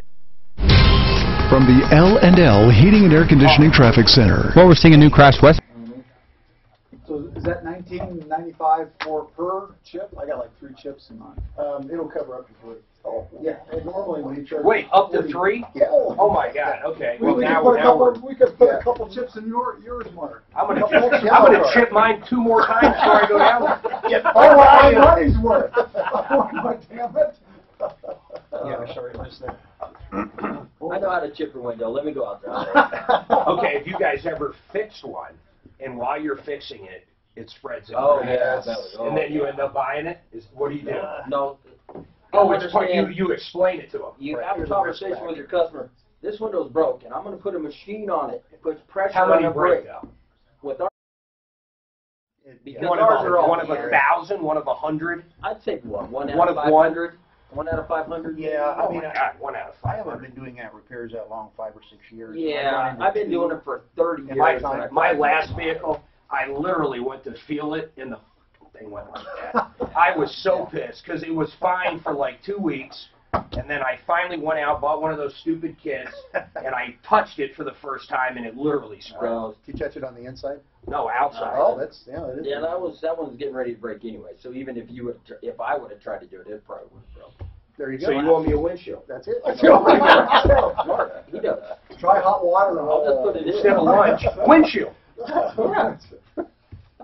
What do you think? What state has the least windshield repairs?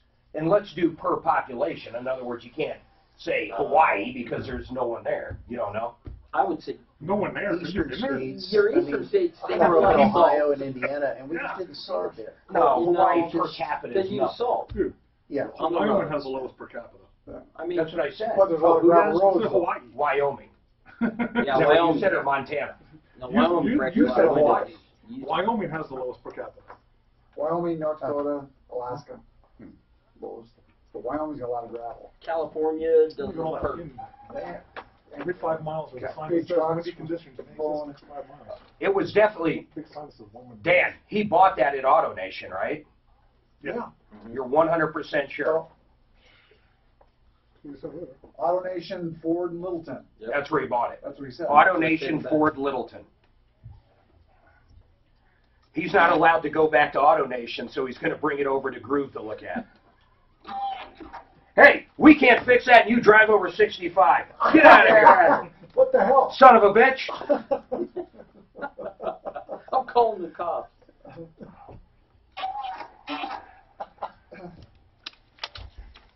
Did the salesman explain that?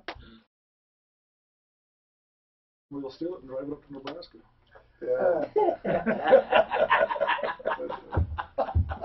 It's all circular. Call Kevin, he can get that done. You probably won't make it to Nebraska. You'll have an accident with wobbles. The other one there with a bad engine. And Ford's come off the line that way. So. I bet Kevin could help him get that to Nebraska. Goddamn. I think it was an inside job. Yeah. So she leaves out, there was 3 people that live in Nebraska arrested. Yeah. First name McCullough. And he's got the key. Yeah. Kevin's so calm in that. I wish he was in here, though. I would He'd be laughing. Oh, yeah. He's so calm and stuff and everything. You probably never did. But I'm still using them. Son of a bitch stole my vehicle, but I'm bringing them down one today. Don't get me wrong. No, there's the sales guy right there. You're going to steal and total your truck, and you bring me back your next one. I bet he locks that one up so that kid's... All right, folks, 303-713-8255. I was poking and prodding with these guys in, that kind of sounds weird. I was poking and prodding with these guys in, geez, I don't know how to even come back from that, so I'll go right by it. Rob Knight and Ron Cox with Premium Auto Glass. Once again, $19 to fix a crack. No insurance claim, nothing. They will literally do it for $19. It's usually $59. But reason I bring it up again is during the break, Deputy Dan, by the way, which is probably worse than me, we did a screaming deal for Alaramis one time, and it wasn't going to launch till like a Thursday or Friday. He actually went online and bought it before we put it up. He was the first one to buy it. So, Dan, this is not just for you and me. This is for anybody out there. But Dan asked a great question. How many chips is that good for? And, guys, you said 3. So if they have 3 chips, you're going to fix 3 chips for a total, I want this very straightforward, no BS, $19. Correct. $19.95. You bet. 3 at one time. They can't come back 3 times. Well, okay. So they can't come back a week later. That's a deal. All right. Hey, Mike's got a screaming deal for Purifoy Chevrolet. Mike, you got to do it real fast, man. It looks like a Jeep Wrangler. Those are almost impossible to buy. An 02 Jeep Wrangler. What color is it? This is a black 02 Jeep Wrangler 2-door Sport. Has hard top, 5-speed manual, aftermarket front and rear bumpers, frame sliders, winch, KC lights. Yeah, it's sunny. Is that what I fell in love with, Mike? Yep, that's the one. Yeah, this is a cool little Jeep. It looks cool. It is cool. You know who would have bought that, but they had to find one about a year ago. You know who bought one? Yeah. Martino. Yeah. He bought one for his kid there. This is unbelievable. $11,499. You can't find a Jeep for that that's, you know, not a 1998 Sport or something with a gas guzzler in it. What size engine's in there? This is a 4-liter V6, or inline 6, sorry. Yeah. Very cool. That's somebody put a lot of dough into this thing with a lot of neat accessories and stuff and did a very tasteful job of putting it together. It's a cool-looking deal. That's the 4-liter you said, right, Mike? Correct. You know those things are bulletproof? I had an old Sport. It was older than that. It was the Cherokee Sport. I think it was a 99. That thing had like 250,000 miles on it, and the engine was still perfect. I think that is one of the most bulletproof engines Jeep has ever built, that straight 6.4 liter. Well, this one just says Jeep. I mean, it looks like a Jeep should look, and it's cool. Yeah, it's made for some off-road. It's got the right wheels and tires on it. The guy, whoever did it, did a nice job. Very good price, too, $11,500. Give them a call if you're interested in that, 303-659-8311, 303-659-8311. Ken's got a comment. Ken, what's going on? Hey, man. Hey, if she needs something she can drive fast, she needs to buy a Dodge because I was told I'm driving too slow. You're driving too slow. Is this Ken Williams? Yes. How are you? Ken, are you retiring? As a matter of fact, yeah. I can't believe it. You are. Ken in his Ken Williams Concrete has been on the referral list forever, and Ken probably does the best job in the world at concrete. I mean, end of story. End of story. If we need an expert to go out somewhere and look at it, Ken, you're going to be missed. We lost our water guy a while back, man, and we found a new water guy that's great, but I feel the same thing with you. So what you're saying, though, is the other one that's not supposed to drive over 65, you don't drive, you drive too slow. Well, I keep getting the oil in my crankcase. I go to the dealership and keep complaining.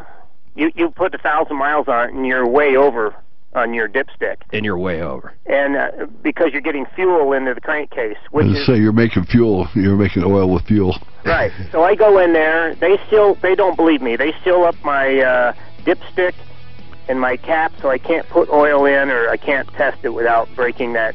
And I drive for 1,000 miles after they change the oil. I take it back and I watch them pop the thing open. And it's way high. Ken, this is a hard break. I appreciate it. I'd like to hear from you again. Honestly, I would, because I'm going to miss you, man. All right, Troubleshooter Show. We'll be back tomorrow. When it comes to kitchen countertops and cabinets, you're flooded with choices. But my recommendation is but one choice. You know how much, you realize how viral that audio and video is going to go from Ford? You can't go over 65. It's got to be, if they don't offer him a full buyback or a new truck soon, they're going to be absolutely insane. Ford will get involved. Ford will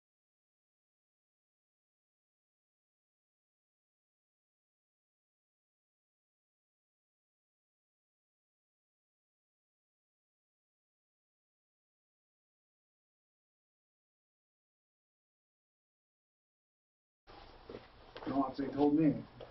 Well, that's his email says, too. Okay. Wow. All I can say is I'm glad that's not my problem. Jesus. Are we off? Yeah. Well, no. I get so many of these. He goes, Mark, you look so happy.